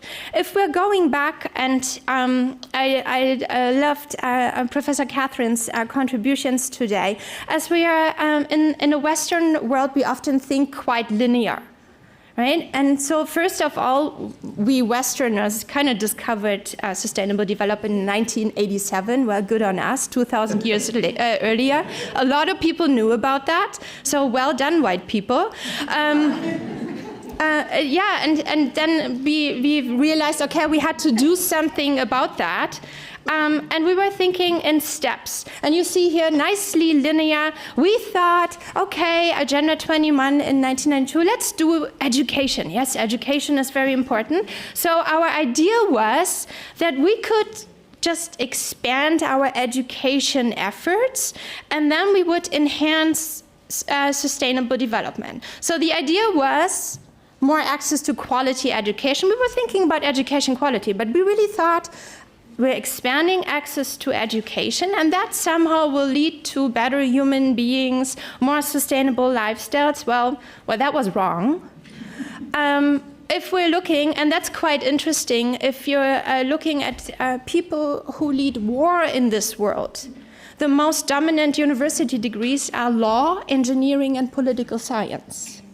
So we cannot think that just because there's good education and good knowledge building out there, that this is in any way creating better people. Because today, and that is the most recent numbers are coming from UNESCO, education attainment and completion rates still correlate with unsustainable practices. So we're still facing the situation that more educated a society is, the more unsustainable people live, and the bigger the ecological footprint is. So we really need to start thinking about how to shift the purpose of education. Right? So we need to do something different, and in light of all of these interconnected risks, we need to consider, like, what do we need? How can we change the way? And I think the buzzword these days is transforming education. How can we reinvent education that addresses these global and complex risks, but at the same time, we're not just educating people for the sake of risk fighting and risk tackling. We also need to have some kind of vision and positive vision of our futures. So those two elements, we somehow need to connect if we're thinking of education. And here, as we may not be able to reach sustainable development in the next couple of years, we also need to build in an element of uncertainty. And we need to create optimism in uncertainty, right? Because we will be going through a period, whereas I'm actually against my German culture, I'm quite hopeful. So I do believe that this is possible. And the task to all of us is actually in one generation, because if we're looking at the numbers and looking at the changes that are happening these days, we cannot take longer than one generation to really turn it around. And so we need to transform those education systems to become truly inclusive, whereas the wording of inclusivity and inclusion, in my eyes, is per se wrong, because it assumes someone needs to be included into something, and the starting point from that is a difference. And so the whole idea of inclusion per se makes a difference between people. But we need to have education systems that are truly relevant, and we need to increase the capacity of all of us to meet those global challenges and to deal with them. And at the same time, as we will be living through years and possibly decades of uncertainty, we need to be able to create meaning. We need to be able to find our purpose, because we can't live in this doomsday perception of our lives that either we're never going to make it in a deficit moment, or everything is going to be going down anyway, so let's give up. So we need to overcome that, and that is meaning making, being able to make meaning. When I'm speaking about learners, I don't just mean students. I mean everyone, as we are connected in a world of lifelong learning, so all of us are learners. And all of us have a responsibility. Many of you have university education. So we have a responsibility, because we are one of the very few worldwide that have had that opportunity to go to higher education.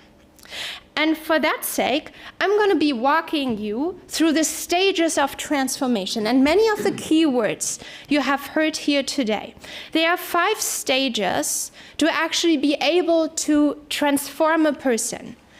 While I will be presenting them in a linear way, because I have to go through them one after another, they never come in that order. They sometimes happen in parallel. That's why I have a little maze on the side that may be becoming clearer over time. Transformation doesn't happen in an orderly manner. It happens in a messy way. It happens to us. But there are 5 aspects if we really want to start thinking differently. And we were addressing the questions of, what does happen in the classroom? How can we shift our mindset?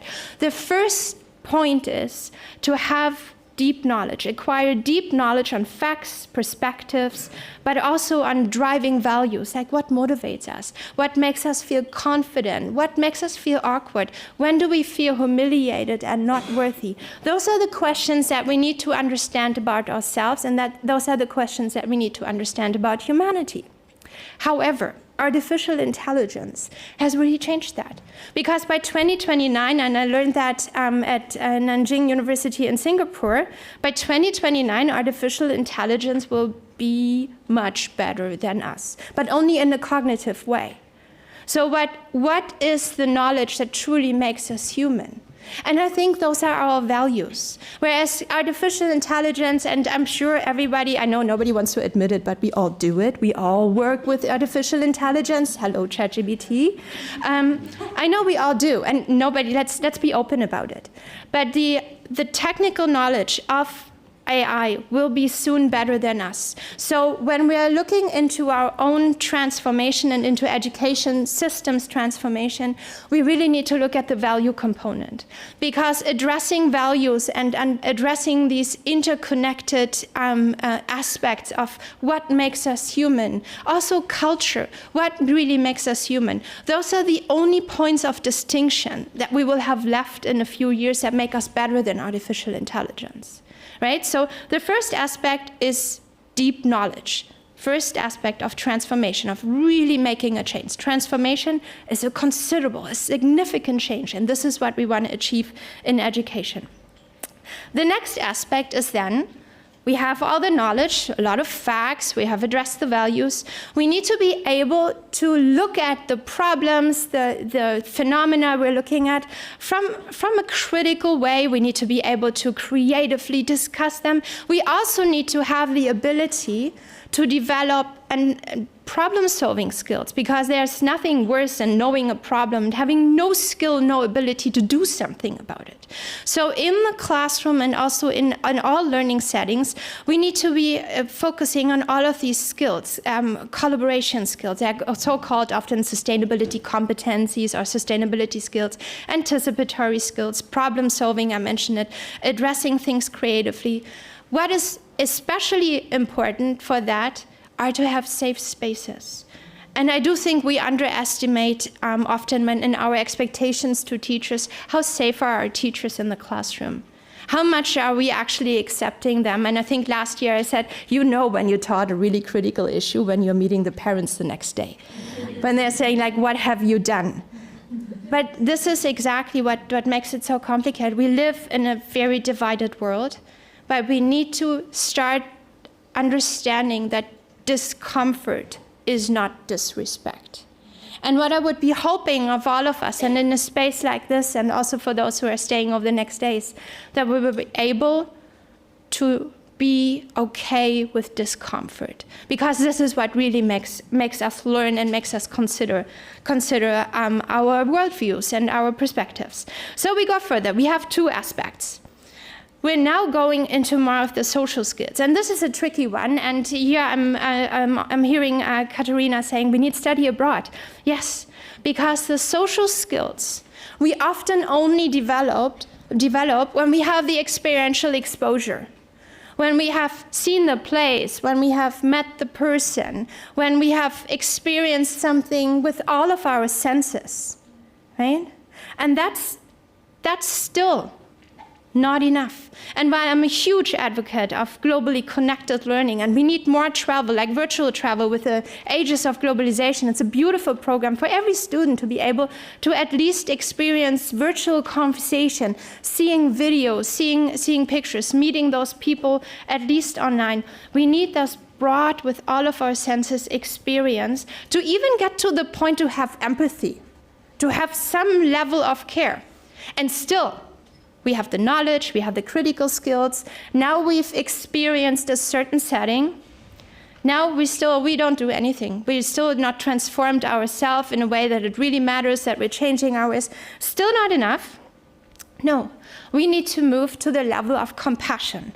And compassion means that something that is happening to a place or a person is so relevant to us as if it is happening to ourselves. And only then, only when those four aspects have happened to us in whatever order, because of whatever reason, only then we're even starting to consider that we could do something about that. And here you're seeing the complexity that we want all of this happening in a classroom where somebody is teaching you with a whiteboard, right? And then, even then, compassion is nothing that we usually survive for longer than 2 weeks. Moments of compassion are usually happening, and that's why I here make a change. When some natural disaster is happening, we're really concerned, and we find we have care, and we find it really bad. But the reality is, we make a donation, especially when it's happening in places that we may not even know, we don't really have a connection to. We make a donation, and we move on with our lives.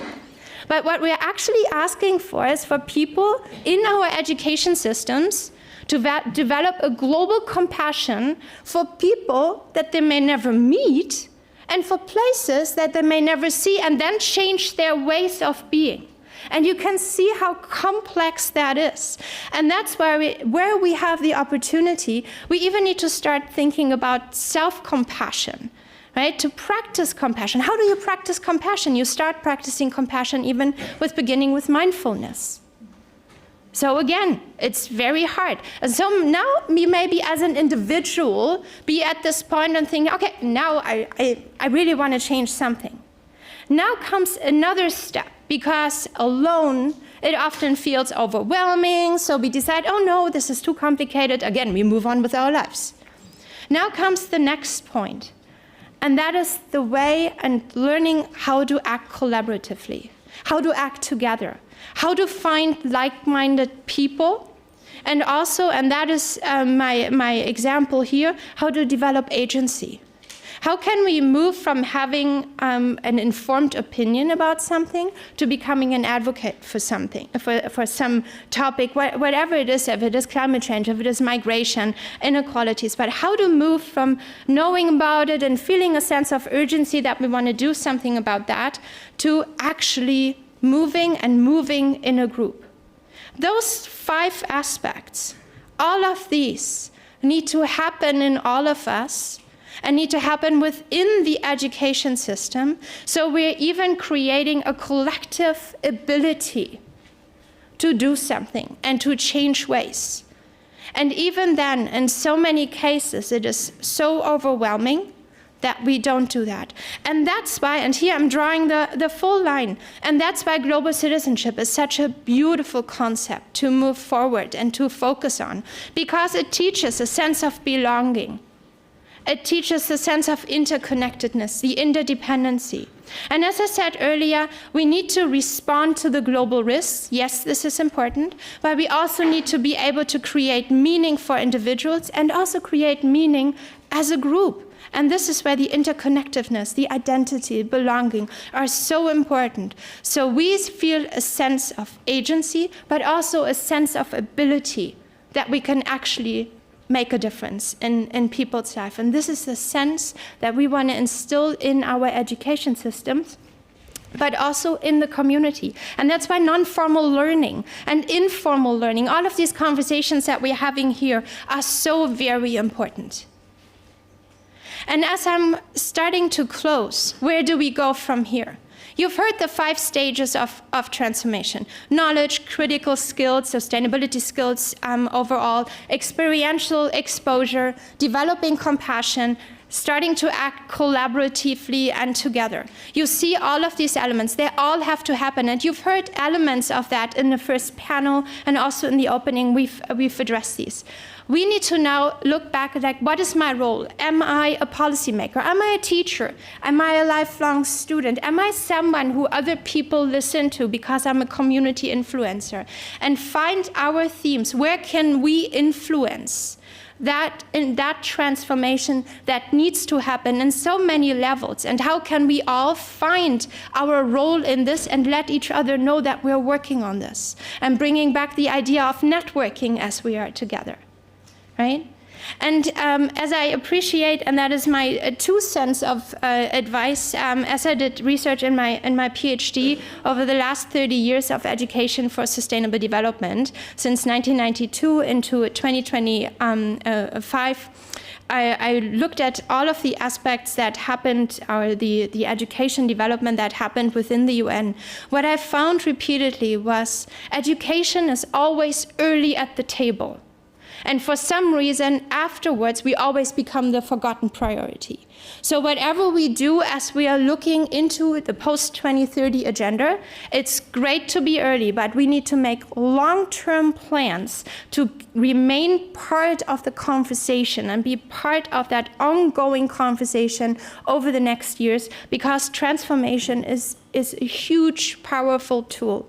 And I'm sure all of you feel that for yourselves, that you have an ability, that you have a confidence, that you can make a difference. And we need to strengthen our shared visibility and work together, not only in the professional setting, but each and every day we can offer acts of compassion, acts of empathy, and we can really make a difference together.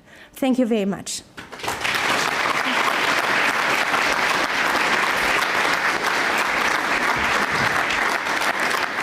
Ladies and gentlemen, that was Katrin Kohl, and maybe that was Katrin Kohl, an amazing, energizing keynote that we had here. So maybe we can take one question, one single question, maybe from a young participant would be wonderful, if any of you has one for the keynote. Does anyone want to know something in the follow-up to this? Or has a feeling about all of this? Or has a feeling, a comment on all of this? If that's not the case, okay. We do have a question. I was trying to keep quiet, but if nobody asks a question. There's another German educationalist, Andreas Schleicher, at OECD, who is dreaming to shift the incentive. Because the incentive in the schooling system, for instance, for secondary school, is based on PISA. And he really is fighting with Yuri and other people to shift it to education for human flourishing.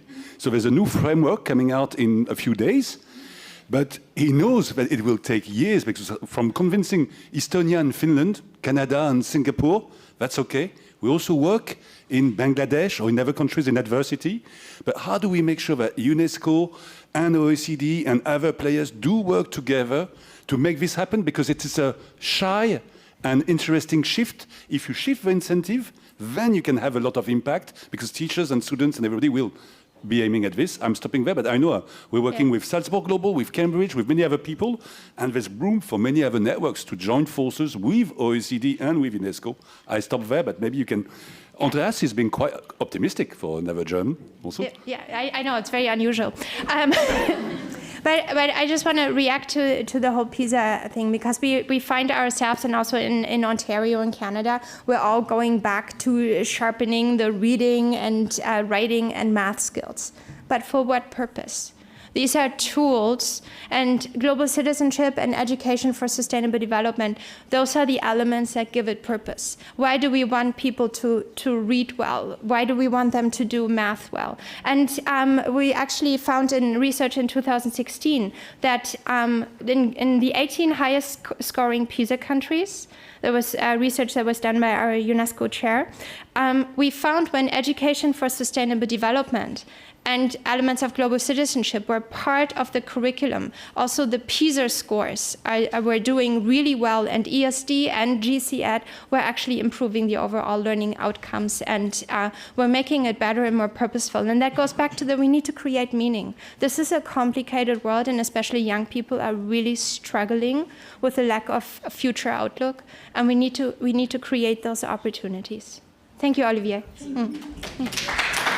Ladies and gentlemen, one more applause for Catherine Cole. We will now get into a fascinating exercise. It will be the fascinating exercise of dividing us into the different workshops. And yes, ladies and gentlemen, you have a bit of a break before you actually need to move into the rooms of the workshop. But let me start by calling out the leaders of the workshop to come here on stage, and they get a sign from me that says session 1, session 2, session 3, and session 4. So allow me to call out our breakout session number 1 on mis and disinformation that will be led by Mario Vasilescu, CEO and co-founder of Readocracy. So Mario, please come up and stand in front of the first chair. A round of applause to Mario.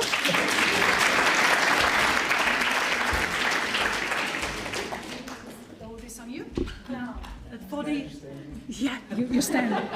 You stand. For the second group that will deal with climate risk, I ask on stage in front of the second chair, Katalin Tolgiesi, program intern at Salzburg Global. And I give you your sheet. There you go. Now, all of you got colored dots, and I can actually already tell you that the group of Mario, the one on mis and disinformation, finds themselves with a blue dot. The one on climate risk finds themselves with a green dot on their registration. So let me call out for session number 3, conflict and fragility. Dominic, take the lead. Dominic is the Director of Education and Director of the Center for Education Transformation at Salzburg Global. And Dominic's color is, do you know Dominic? Yellow. The 4th session will actually be on societal disruptions, and I'm asking Kehekasha Basu, the founder and president of the Green Hope Foundation, up on stage as well.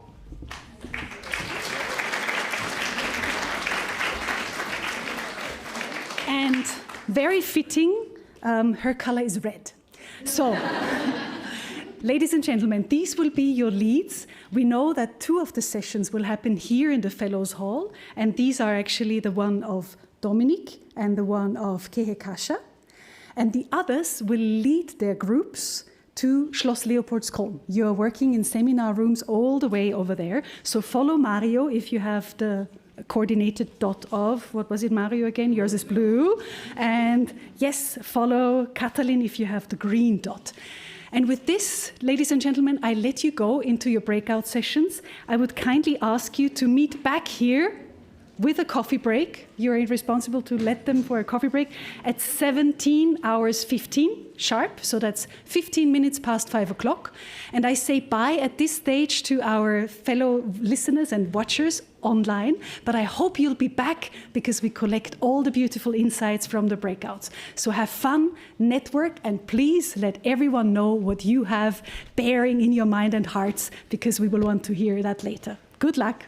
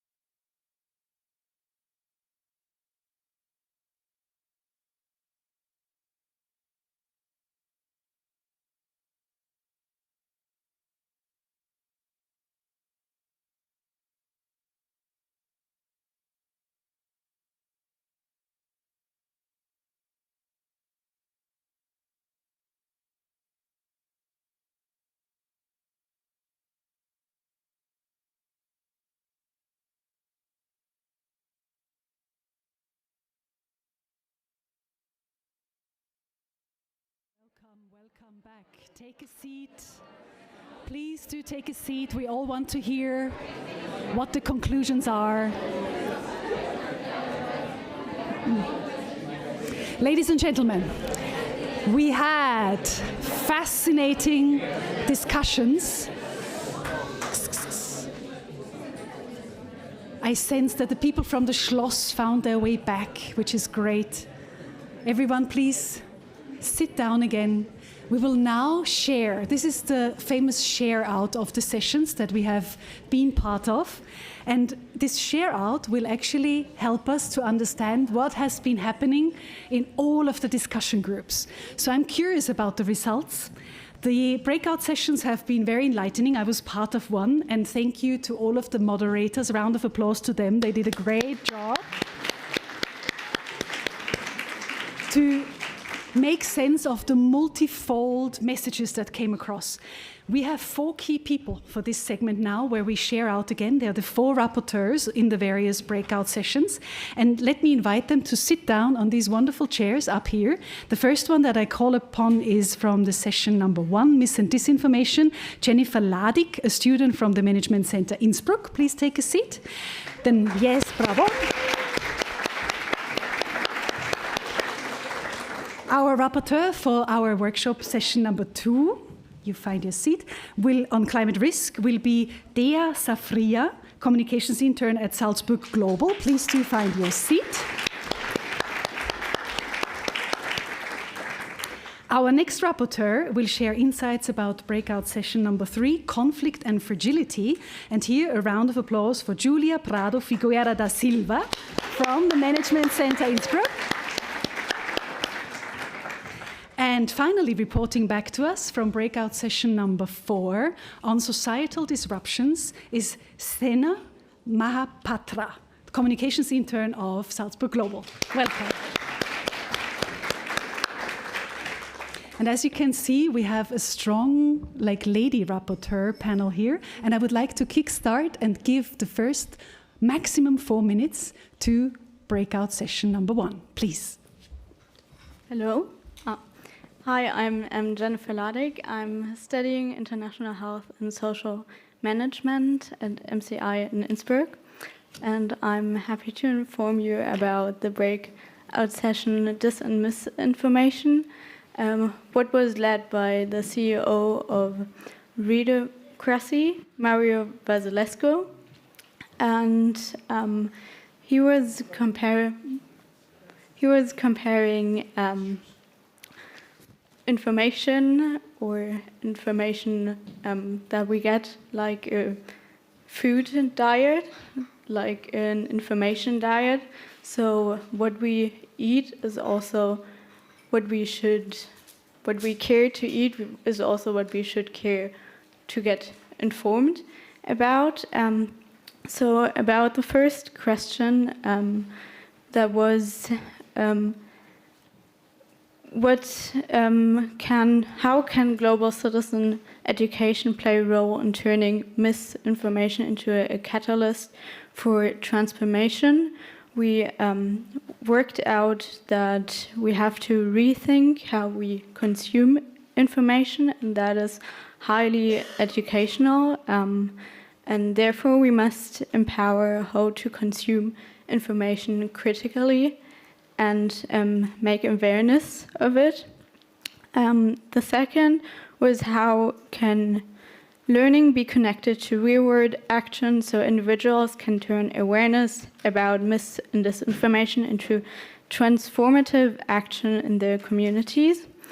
And therefore, we live in an environment online that is mostly built for or against the information system that we would like to have them. So, for example, Instagram is trying to keep your attention as long as possible, and as well, Mario Vasilescu pointed out that the CEO of Netflix itself said that they are competing against sleep.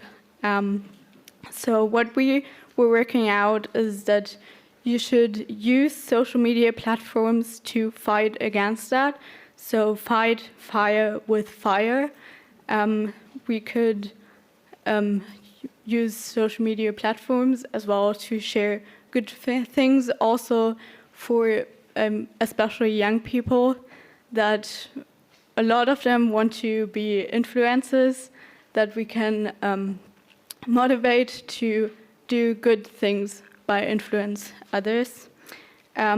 We were also thinking about how we can copy existing solutions, like we also do with other really important topics like climate change, and use that for also making more awareness of information.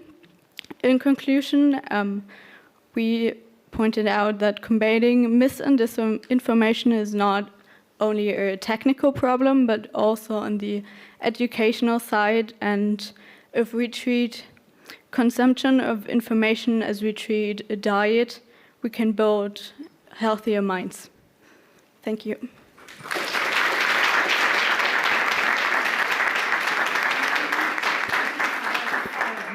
You should go into advertising. That's great.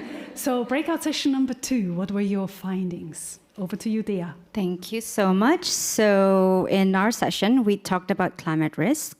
And for the question of how can global citizenship education play a role in turning climate risk into a catalyst for transformation, we had a very fruitful discussions on how we're looking at risk as actually opportunities.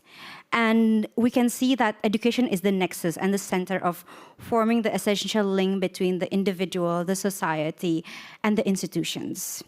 Moreover, I think we need to, but the group thinks that there needs to be a paradigm shift in thinking about sustainability, but a paradigm shift, and then from sustainability to environmental justice. Because most of the time we see that when we talk about sustainability is about corporations, green capitalism. But at the same time, we need to move slowly to environmental justice to make sure that the education system is looking at environmental and climate risk as not just a threat but an opportunity, and as a holistic system.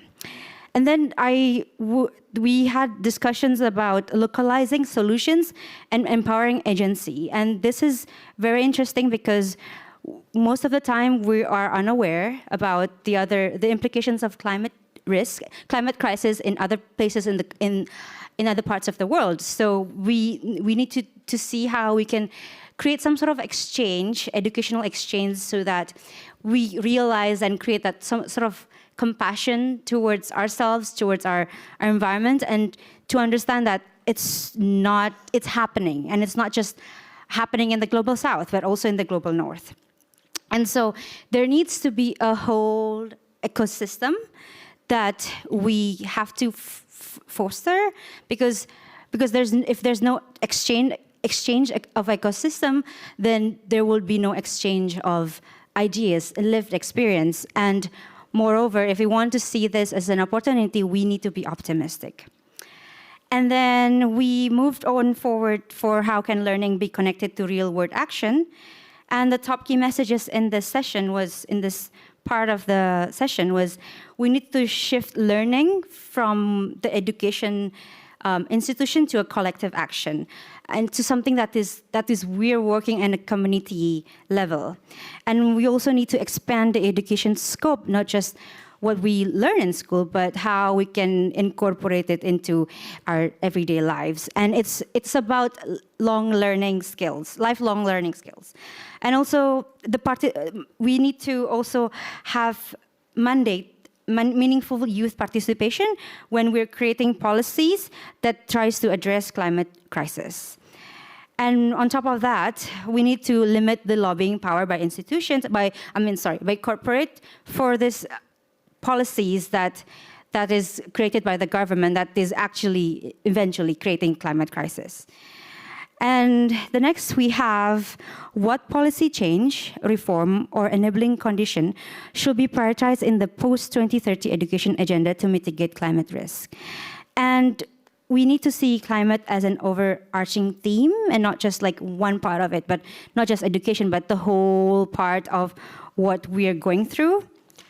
And then we need to drive innovation with optimism, promote green jobs and flexibility, foster multi-level collaboration, and create amplifiable and contextualized workshop. One of the interesting part is that Rebecca, I think she is a facilitator for Climate Fresk. So you can Google that.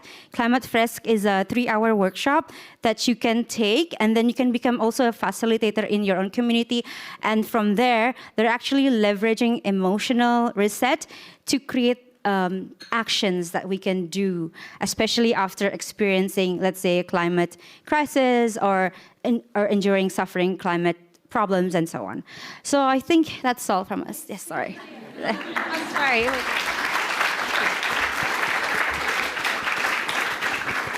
Thanks a lot, Dea. Now onwards to the next rapporteur, breakout session 3, Julia. Hello, everyone. I'm Julia. I'm from Brazil. I'm also a student in International Health and Social Management at MMCI. Well, our breakout session was about conflict and fragility given by Dominic. And it was an awesome breakout session, and we have some insights. So the first question was, how can global citizenship education play a role in turning conflict and fragility into transformation? So we say, like, we have to start early with children in education in schools, but not only in schools, but also home. So education has to be an identity, like start individual and then go to the system, because everyone starts education starts at home. Importance of multiple perspective, like conflict, is the absence of the other's narrative. So you have to be tolerant, you have to listen to the others, you have to give them an opportunity to speak their truth and to speak their perspectives also. So we have a good example here. We have a really good quote that what fed conflict is the absence of a narrative, and we have to start individual and then go to the system. Yeah. So the other question was, how can learning be connected to real-world action so individuals can turn awareness about conflict and fragility into transformative actions in their communities? And the insights were that we should have safe space opportunities to talk about conflict matters. Like we have to have tolerance, we have to cultivate compassion for others. And one thing that appears in the breakout session that I was really interested is like to have a mandatory curriculum, to have only not just the usual subjects in school like math and literature and stuff, but also real examples in our schools of people who lived the conflicts and who knows about their perspective, and to children see and real life experience how it is and how to manage that, how to resolve conflicts and stuff. And the final question was, what policy change, reform, or enable conditions should we prioritize in the post-2030 education agenda to mitigate conflict and fragility? And this appeared a lot of insights also. Sorry.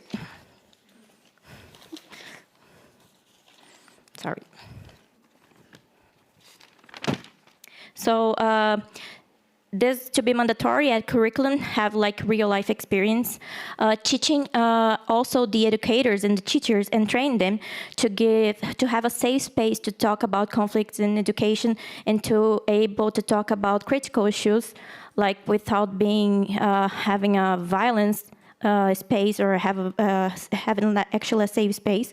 The importance of engaging in conversations about conflict and protecting these professors and teachers, and focus on education for people with who lived conflict, and provide debating classes, like not only normal classes, but debating classes for the young people to know how to resolve things, and non-violent commands and non-violent communication. Yeah, that's what it is. Yeah.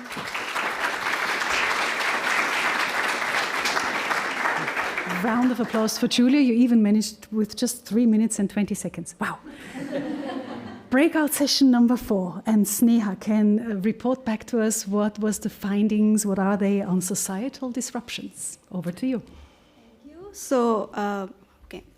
At our breakout session number 4, with the theme of societal disruptions, we identified in response to the question being, how can global citizenship education play a role in turning societal disruption into a catalyst for transformation? The top key messages that emerged from our discussion, in no particular order, the first one being access. So when we spoke about access and we reflected on that within our group, what do we mean? Access was discussed in a twofold manner. The first one was intergenerational learning. And this is something that came up across multiple questions that were discussed in the group.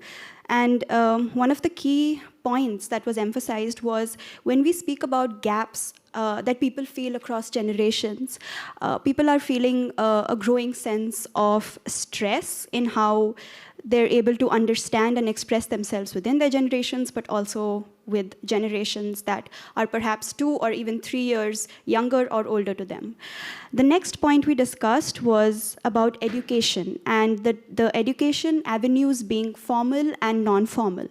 So examples in our group, we had a very diverse group, which was led by Kehkashan, and it was wonderful to be part of, were from Colombia, or the insights that emerged were from Colombia, India, and South Africa, showcasing that identity. So who you are as being integrated in formal education is important to bridge the gap when it comes to thinking about education and forming an identity as a collective, responsible citizen of society.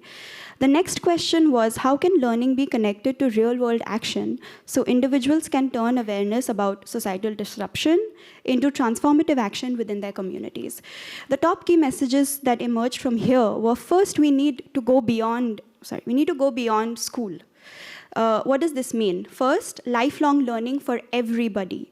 So skills-based learnings was an important reflection point that emerged from our discussion, where we spoke about how learning is not just about science or maths, which was also a point that was raised earlier, but about how to lead a meaningful life. Teachers are at the forefront of this and definitely can feel the pressure. So it is important to think about institutional care when we think about teachers as well. What is the infrastructures that are available for their mental health? Because when we speak about disruptive change, they are at the forefront of this disruptive change.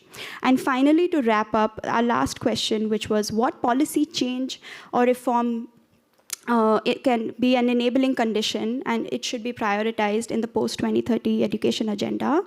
The top key message was we need to flip the script, right? So when we speak about education for all, making sure that young people, or the youth, are an active, collaborative, and also feel that they have the infrastructure and the facilities in place so that they feel that they have a stake in being a leader for tomorrow. And yeah, that's what I... Thank you, dear rapporteurs. It's been quite a task to summarize these multifold statements, but give them another round of applause as they leave the stage. You can already leave the stage. Thank you. Thank you, thank you. Yeah, you can leave the stage. You can already find your seats in the audience again, but we do have probably even more reflections in the audience. We have the representations of 3 educational entities here, students and faculty. I'm talking about the Management Center Innsbruck, we already heard it on stage, the University of Klagenfurt, but also the Paris-Lodron University of Salzburg. And I'm wondering if we can get quick reflections from the tertiary sector, maybe right now, after the rapporteurs have reported what happened in the sessions. Is there anyone who volunteers to give a quick insight from university perspective, maybe, or from student perspective? Anyone? Microphone over there. Yes, hang on, there is a microphone coming. And do introduce yourself. Yes, I'm Barbara Siebert. I'm a student of the Global Citizenship Education Master in Klagenfurt. Mm-hmm. And I actually have more of a comment that concerns the whole day-to-day. What's been in my mind is that all the things I've heard, and they go into channels that we also discuss in our studies, and especially when I listen to you, Frau Kohl, is that actually we never spoke about the economic system we're in and how the capitalistic way it's performed at the moment actually is a strong drive against all of what we're trying to achieve, and how to reflect on that. Thank you for the comment. Does anyone else have another comment? Yes. I see very happy faces in the back about this comment. Anyone else who has one? Who wants to reflect on what's been said or what has been missing? No? No one from the university? Maybe a young voice, a student who wants to comment? Burning? Yes. Microphone over here. Hi, I'm a student at MCI in Innsbruck. And well, what I wanted to ask earlier is that we are talking about the youth and the need to teach the younger generation, but what about what we were talking about earlier about the one of the 5 stages to have a real transformative education system, that is compassion. How do we teach compassion to the adults?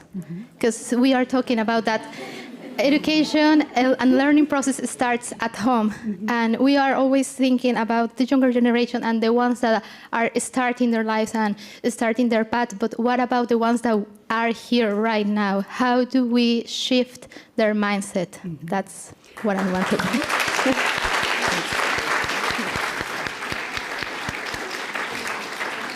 So open question on the economic system, open question on compassion and people in lifelong learning processes. Great. And Dominique, I don't attempt to overload your panel, but maybe there is the opportunity to react to one or the other of those, maybe. But, ladies and gentlemen, we as Ban Ki-moon Foundation have tasked ourselves to produce an outcome paper that will be available later on to all of you, where we try to summarize the great messaging that has come from the breakout sessions, but also from the various panels. But before we can go into that, we would actually still want to hear how panel 2 is wrapping us up in a half-an-hour conversation about what are now the future opportunities and the transformation opportunities. So our agenda item just before the concluding remarks will be led by Dominique. And Dominique, I make your job a bit easier by introducing the panelists as you find the stage. But Dominique, let me invite you as the moderator of this very session, Director of Education and Director of the Center of Education of Salzburg Global.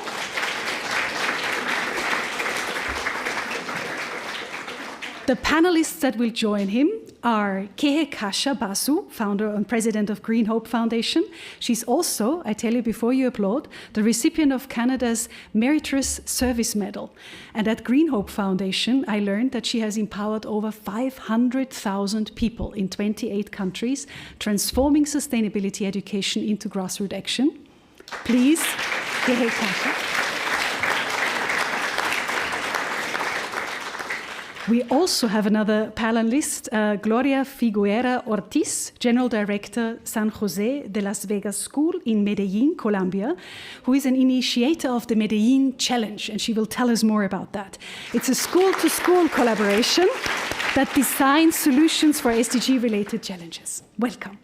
And then, of course, Mario will join us as well. Mario Vasilescu, CEO and co-founder of Readocracy, a platform dedicated to information wellness that explores how people can become more mindful and motivated by their information diets. Mario, join us on stage. Dominique, over to you. Great. Thank you, Monica. Welcome to the panelists.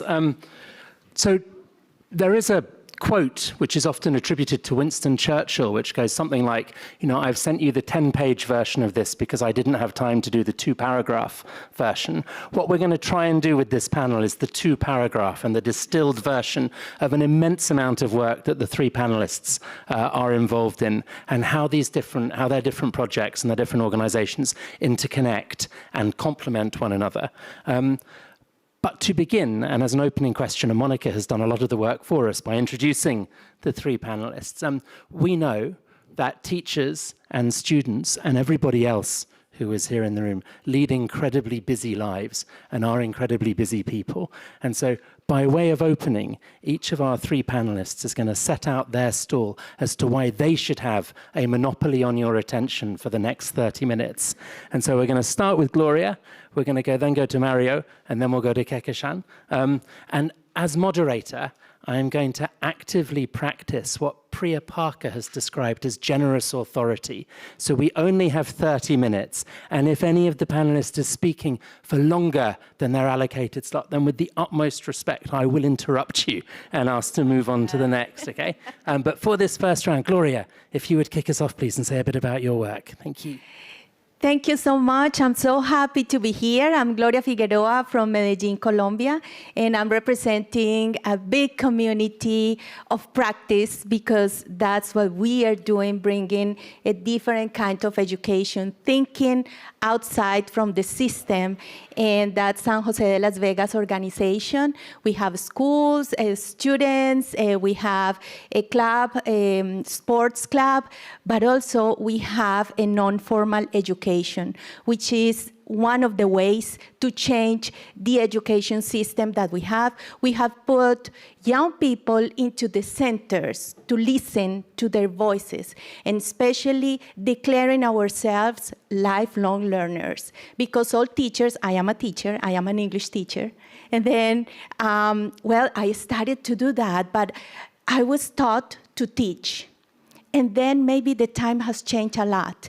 And why don't we see the city or the country as a place to learn? So that's what we do. We bring students together from different neighborhoods, from different cities, together to solve real problems. And teachers are the ones bringing the environment to learn and also learning with the students. That's more or less what Medellin Challenge is.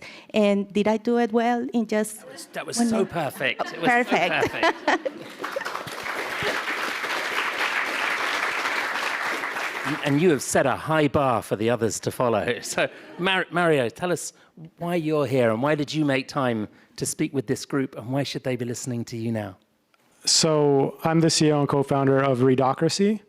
And with Readocracy, we're essentially trying to create an alternative to the current power structure of the world, which says that no matter, you win by getting as much attention as possible. Doesn't matter how you inform yourself. And it shouldn't be like that. So what we're building with Readocracy is a system that would reward you for being informed instead. So imagine feeds that can be organized by who's informed instead of who got the most likes. What a crazy idea. And in general, you should care, and why I'm here to speak to you, we work with schools, but also policymakers, because when we tell people, hey, would you like to reclaim your mind? Would you like to reclaim your attention? Would you like to finally have control of the algorithm and your emotions? People usually feel a desperate desire for that. Young people who feel written off by adults who say, well, they're mentally addled, so we can't help them really, and we'll just use same old media literacy strategies. This is why when we talk to young people, they get so excited by finally having something, a hands-on tool they can control and finally take the fight back into their hands. And for educators and parents, who feel helpless, giving them something more tangible as well that is rooted in data and real motivation and changed behavior. So to sum up what we do with Readocracy and the research center we're launching as well with partners is at the grassroots level and for individuals to equip you to take control back. But more broadly, how do we create an alternative infrastructure so we can have a different world where power, again, is dictated by who's informed, not just who's loud. Fantastic. Thank you, Mario. So if Gloria's work is grounded in the individual student behavior and the difference that individuals and communities can make, and Mario's work is looking at networks and neural connections and how we can change the algorithms to encourage or promote different kinds of behavior. Kekeshan, will you tell us a bit about your work and the work you do at a system level and why you're here today? Sure. Thank you, Dominic, and thank you to the organizers for the invitation. So delighted to share the space with you. I'm founder-president of Green Hope Foundation, and our work centers education for sustainable development, and we transform education by transforming access, because we work in so many different parts of the world, and one thing has become very clear, that a child cannot learn and learn well if she is, say, thirsty, if she does not feel safe going to school or walking home from school, if the school itself does not have light for the children to study. And so our approach is two-pronged. First, we build the infrastructure that ensures access to education, and thereafter we use that infrastructure to deliver education for sustainable development. So for instance, we've built our solar-powered Academy of Hope School in rural Bangladesh that provides climate resilience education to girls in the mornings, and then functions as a sewing school for women in the evenings so that they're able to use that money to have a stable source of income. Our solar STEM and STEAM computer labs in climate disaster zones in the Sundarbans, which is the world's largest mangrove forest, in Western India and in Liberia, work to ensure that at-risk youth who have never had access to technology are able to get STEM and STEAM skills to be able to, uplift themselves and their communities out of poverty within the climate disaster zones. We've built solar water farms in Kiribati and Cambodia in climate disaster zones because we saw that children were either staying home from school because of waterborne diseases, or the girls were being forced to spend all their time fetching water instead of going to school. And so by working to address the infrastructure gap that prevents access to education, and by building the infrastructure, we were then able to use that infrastructure to deliver ESD using creative modes of communication like music, art, dance, drama, sport, eco-fashion, writing, to provide empathy, compassionate education to the students of all ages, really, to make sure that they have the skills to think and act for a sustainable future. So our way of building a just and inclusive world is by building education from the ground up and transforming it so that everyone first has access, and thereafter we're able to deliver the citizenship education. Fabulous. Thank you.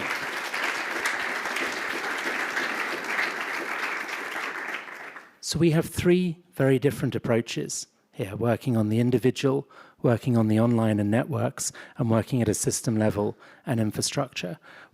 One of the biggest challenges I think that exists at the moment when there is so much talk about transformation is how many competing initiatives there are. There is so much pressure and demand on teachers and on curriculum to make time for all these different initiatives that we thought it would be interesting to take the next round of questions and explore how the three panelists saw connections between their work and how these different initiatives are actually all in different ways contributing to a very closely aligned agenda. So to open it up to the three of you, maybe Mario will kick off with you and come down the panel this way. Where do you see the connections between your work and Gloria's work and Kekeshan's work? I was a fan when we were talking about setting this up. So, let's not be redundant. Let's be efficient with our efforts. One, I find fascinating when we were talking, Gloria, you were telling me about how instead of just sending students or youth out into communities, the importance of understanding the community and developing empathy so that you can actually create change. You just don't throw change at a community. You get them to be understood and vice versa to create change. I think that is really in line with everything we do with our platform, and the education we do is kind of a first principles approach, which says, we mentioned earlier in the disinformation session, you have to fight fire with fire.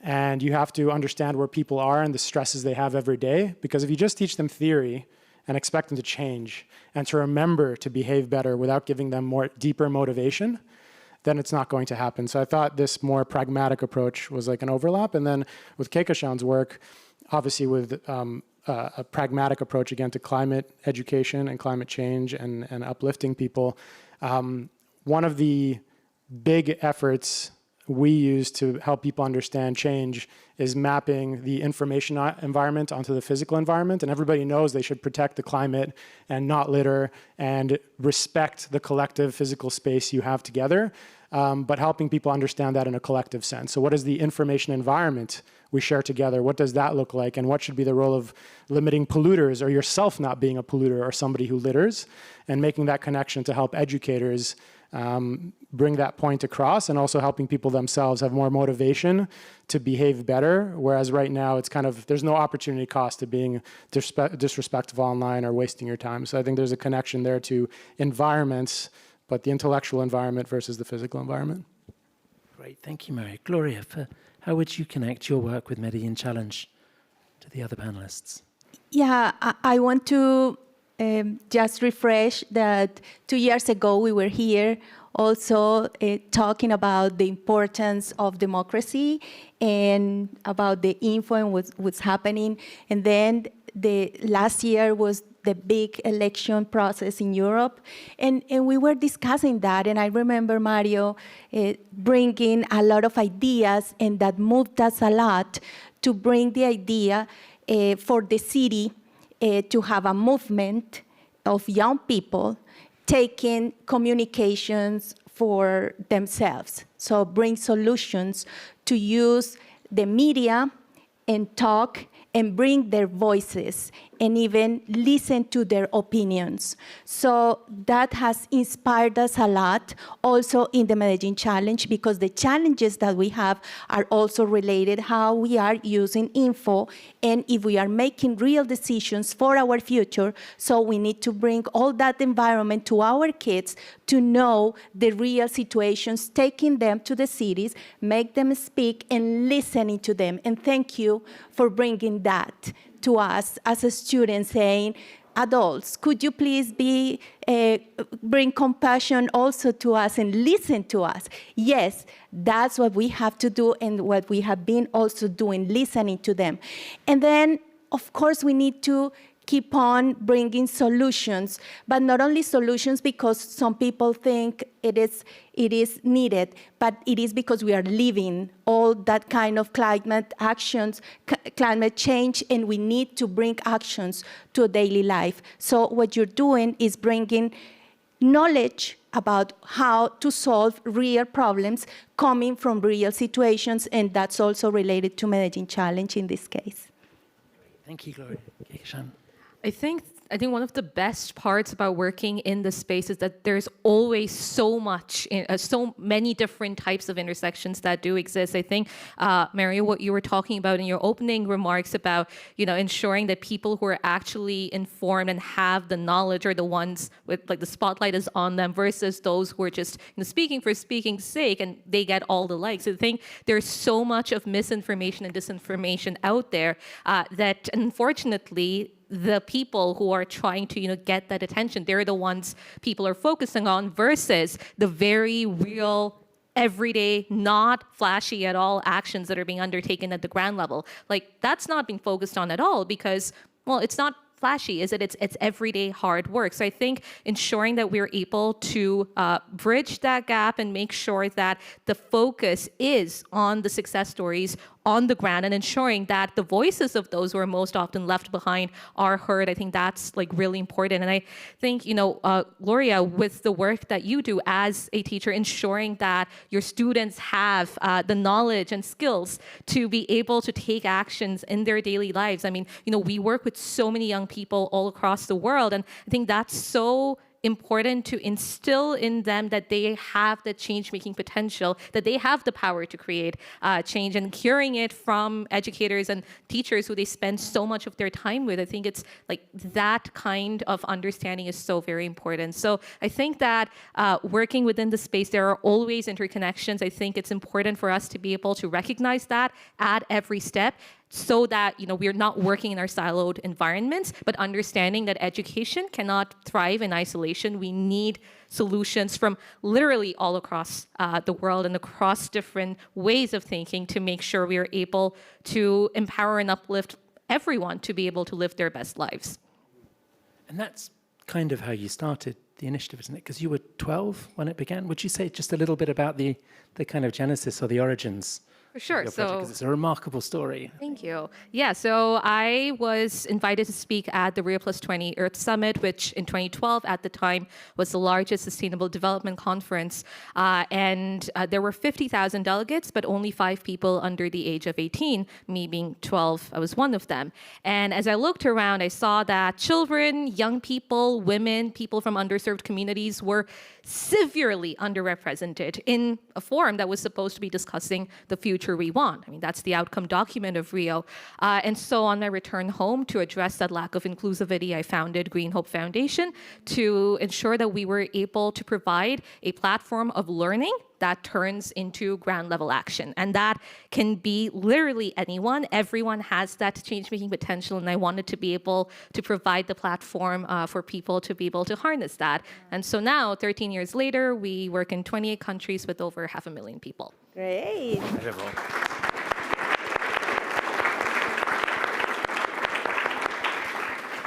I'm going to do one more round of questions to the panel, and then we will have some time for a couple of questions. Give a question if you would like to ask one. But one of the quotations that we reference a lot in the education work here at Salzburg Global comes from the Brazilian philosopher Roberto Ungar, and he talks about the relationship between hope and action, and that it isn't hope which is a catalyst for action, it is often action which is a catalyst for hope.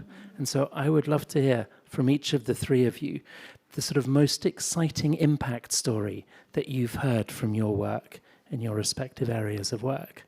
And then we'll go to the audience for a couple of questions, and then we'll have a closing remark. And who would like to go first? Yeah, Gloria, thank you. Okay. After having a Medellin challenge, I asked some students about the experience they had when they were thinking together, co-creating and bringing solutions, because at the end they bring a real solution for a community. So we put together students from public and private. In Colombia, the differences are huge in education. So we all bring together all the students. We don't care where the school you are coming from. You are just solving city problems. And then I asked one of the students that had been very privileged about the experience, and he said something that was like shocking, and we were like in a big place, a lot of people listening. And he said, I thought I was rich. And now I realize where the rich people are. I knew a lot of young people full of ideas, and I didn't know they had solutions for what is happening around the world. And I was like, really? And he said, and now I don't feel I am the privileged one. I know there are other people that have more privilege, and it is to bring solutions because the world needs a lot of solutions. So that moved us a lot, because it's like sometimes you just feel you don't know the privilege that you have, but when you meet the reality, you can co-create and feel really part of solutions. So. And then the other part of this is when teachers, at the beginning of this experience, they were so worried because they didn't have all the solutions. Like a teacher always have the knowledge. And then they were like, we don't know about clean energies, for example, or how to do this into this river that is bringing these problems, because they were real problems. And we said, no, it's okay to say, I don't know. So now teachers are being part of the moment of learning, but it's not like they have to bring a planning or something like that, but take it out from the system. The system is always telling you what to do. Why don't you just change your mind and then bring a different possibility to learn together? That's the intergenerational learning that we need to bring every day. Yeah. Fantastic, thank you. Mario Kekshan, the biggest impact or the most exciting impact story you've seen from your work? So at its core, from a functional level, our platform Readocracy is like we say it's like a fitness tracker for your mind or for your information diet. And the idea is that you spend hours every day and you have nothing to show for it. You don't know how it's affecting your mind. You can't use it to present yourself, even if you're doing amazing learning. You're forced to go to, pay money and go to school, depending where you live. And what was, I think, two stories that stick out to me that embody the impact. One is somebody who had just graduated, and they were in candidacy for a job, and they're in the final rounds at Google. And they were having trouble communicating just who they are and what their passion is, and all they had was like their degree to stand on and some limited experience.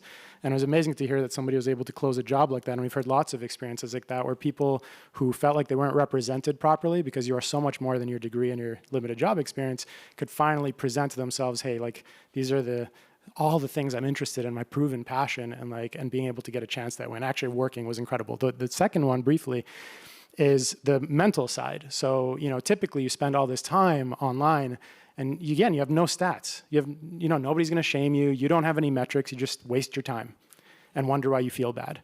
And I will never forget this one teenager who, after using Readocracy, told me, and I use this story all the time now, that in Readocracy, you get a page that's like insights. It shows you how your consumption might be affecting your mood or your agitation level or your worldview.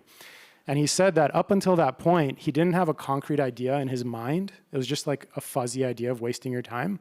And once he saw that just a couple of times, he said it was like having a mirror in his mind that he had to look at himself in.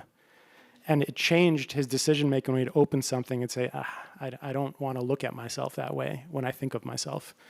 And so that habit change and creating structure to how you choose to make your decisions of what you feed your mind, and hearing that from people and how it creates habit by having that data and having that visualization has been very powerful.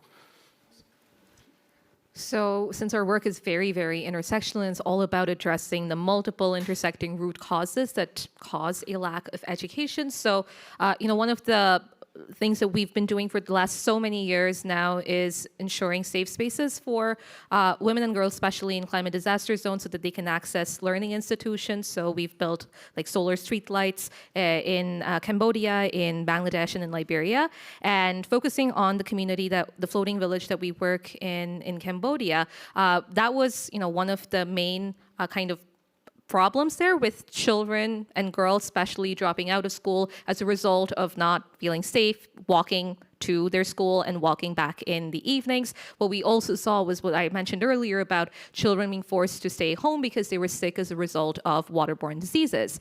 And so these were like kind of a few root causes. One, lack of safe space. The second one being not having access to clean drinking water in the communities. And so once we built the solar street lights in the community, once we built the solar water farm there to purify and distill the water, we actually saw an increase of like 90% of the students were now back in school. And the number of students were like 600 students now attending the school. We were able to see a 50% decrease in waterborne diseases just within 6 months of the installation. And so as a result of addressing two of the root causes that, brought forward this lack of access to education, we were actually able to see an increase, and such a drastic increase, of children attending school. And the solar panels that powered the lights, as well as the water farm, also powered the electricity and the heating and the fans in the school environment. And so the children were able to have a learning environment that they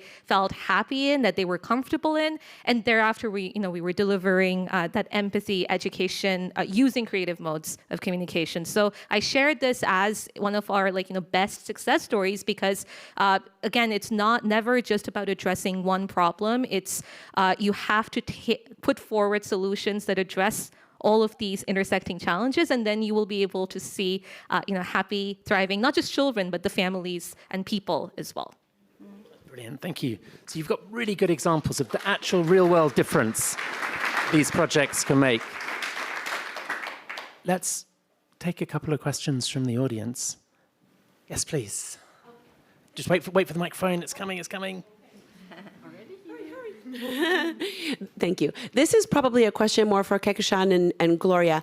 How do you determine the problems or the challenges, the root causes that you will work on with the community? How do you work with the community to determine what you're going to do?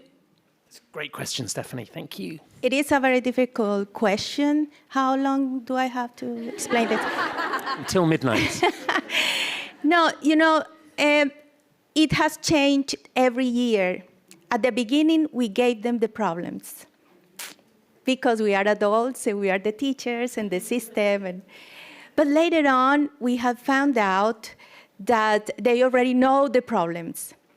And what we have been changing is that we bring them real data so they can read themselves the general plans from the government. So they take like what we need to achieve as a city or as the region or the country.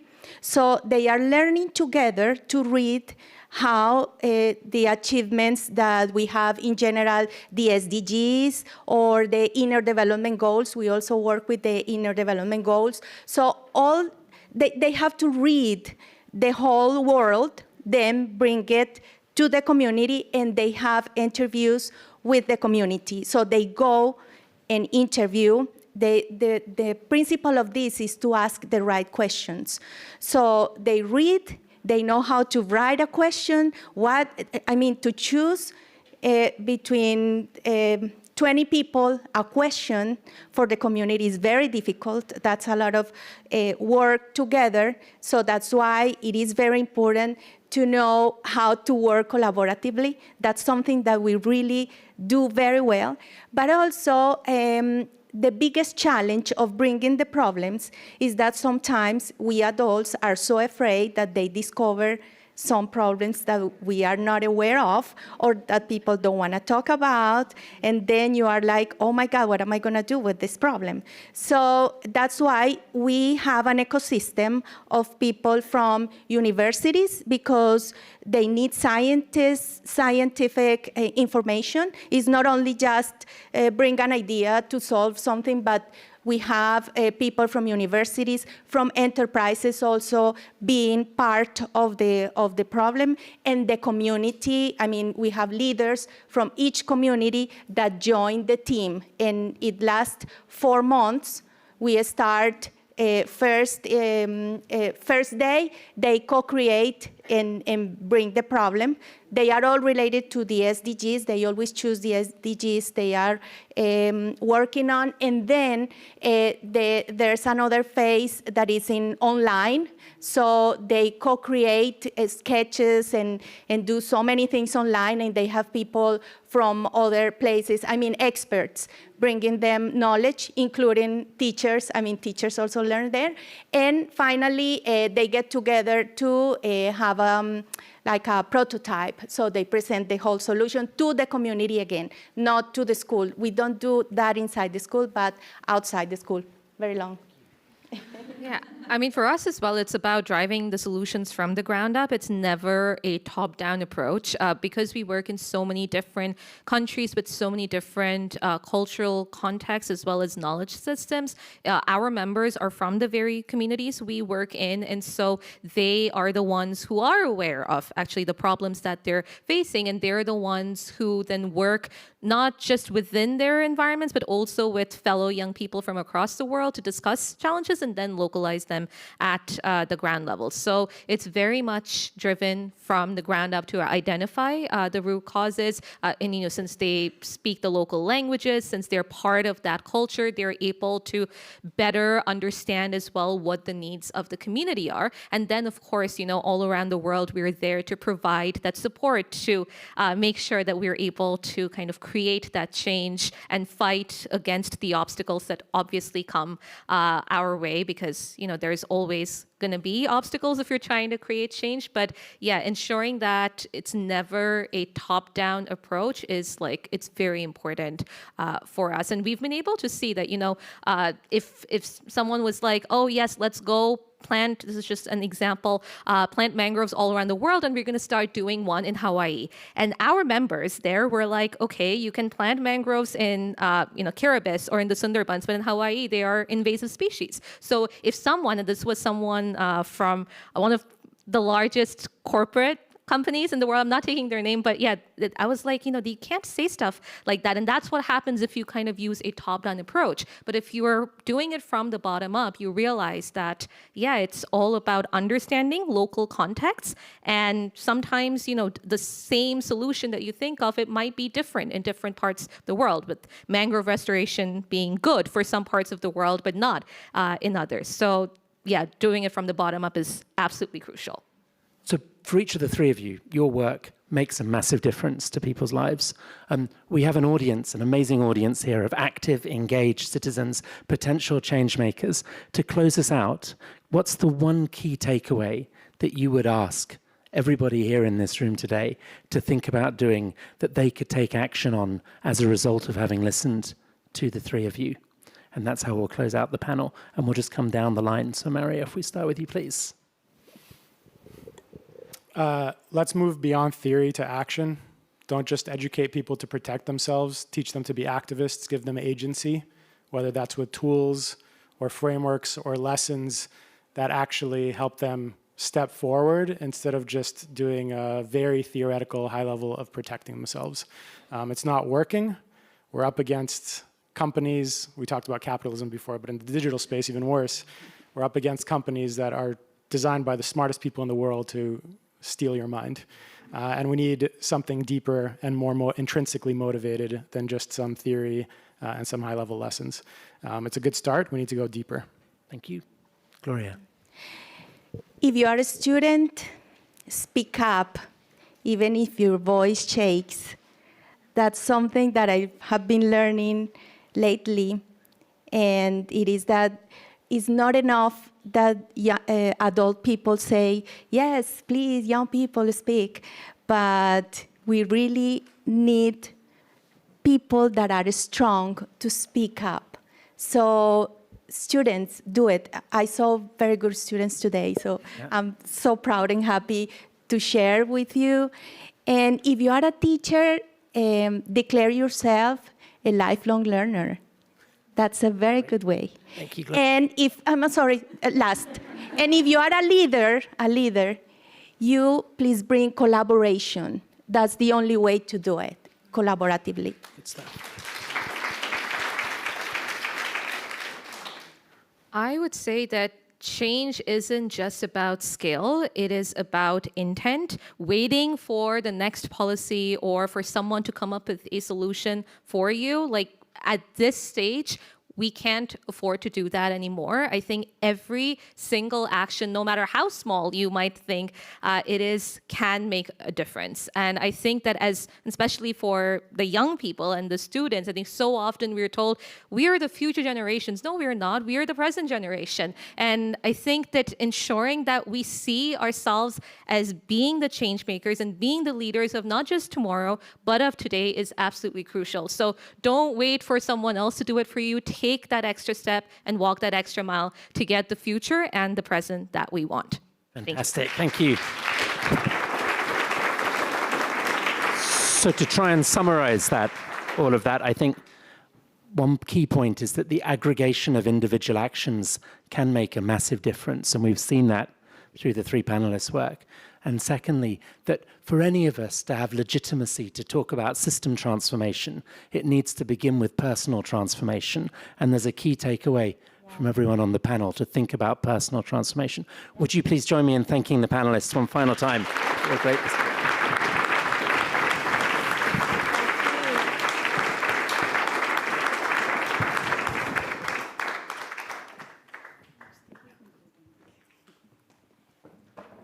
That was fascinating, and the tour de force. And Dominique, I think you summarized it extremely well. Come to my side, because what we will do now is probably a bit unorthodox. It's unusual. But we were tasked to do concluding remarks, right? Yes. Now, how do you feel about concluding remarks? Excited. Okay, that's good. Passionate about them. Passionate even. Because concluding remarks often try to summarize everything that happened. But I think, even though you're a brilliant mind, Dominique, but neither you nor I are capable of doing that. So we have the help of others. And what we will do today is actually a closing remark countdown. So there have been a couple of tickets randomly distributed, red tickets. If you're in possession of one of those, you are part of our closing remark countdown. And we will actually all together count down from 9 to 1. And with 1, actually this whole forum will have come to an end. The countdown will be such that everyone who is part of the countdown shall tell us, how do you leave the room? What do you take with you? So let us call out all together, first of all, number 9. So 1, 2, 3, 9. Where's number 9? Where's ticket number 9? Here. I take with me hope for a brighter present and future, starting with access to education and then ensuring empowerment and upliftment for all. Thank you. That was our 9. So number 8. Where is number 8? Amazing.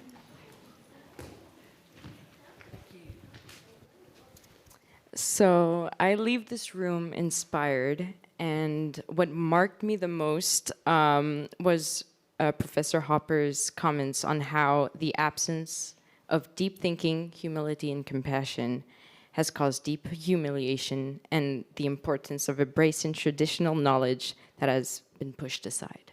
Thank you. Thank you. Number 8. Let's say it together. Number 7. Who is number 7? Ah, brilliant. Microphone already with you. So I guess we could all be anxious and scared, but if we're scared, then we cannot get active. So we should not be scared to get active. Bravo. Let's say it together. Number 6. I am 6. Yeah, so I leave the room feeling proud because I'm from the Ban Ki-moon Center, so I'm very proud of our team for pulling this audience together and the speakers together. It has been fantastic. And what kind of stuck with me today is the words of kind of transformation, personal transformation needed for societal transformation, and that comes from discomfort. So I leave with the idea that we have to welcome the unknown to be able to create change.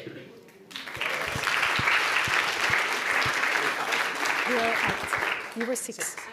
So, ready for 5? 3, 2, 1. 5. Yes. Back. Brilliant. So, for an outsider, as I'm obviously here, it was a quite inspirational package of information. What you get as a kind of a snack for my job today. And for me, it's good to hear that despite the impression of everyday life, living from day to day, there's still some people caring about the essential problems of life around the planet. Thank you.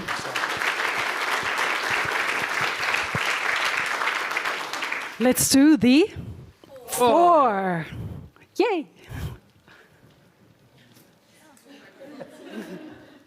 As I come from Jerusalem, living in Vienna, it's sorry. I think exposure to different cultures is the key to be open, and to be open is the key for a better generation. Thank you. We are down to 3.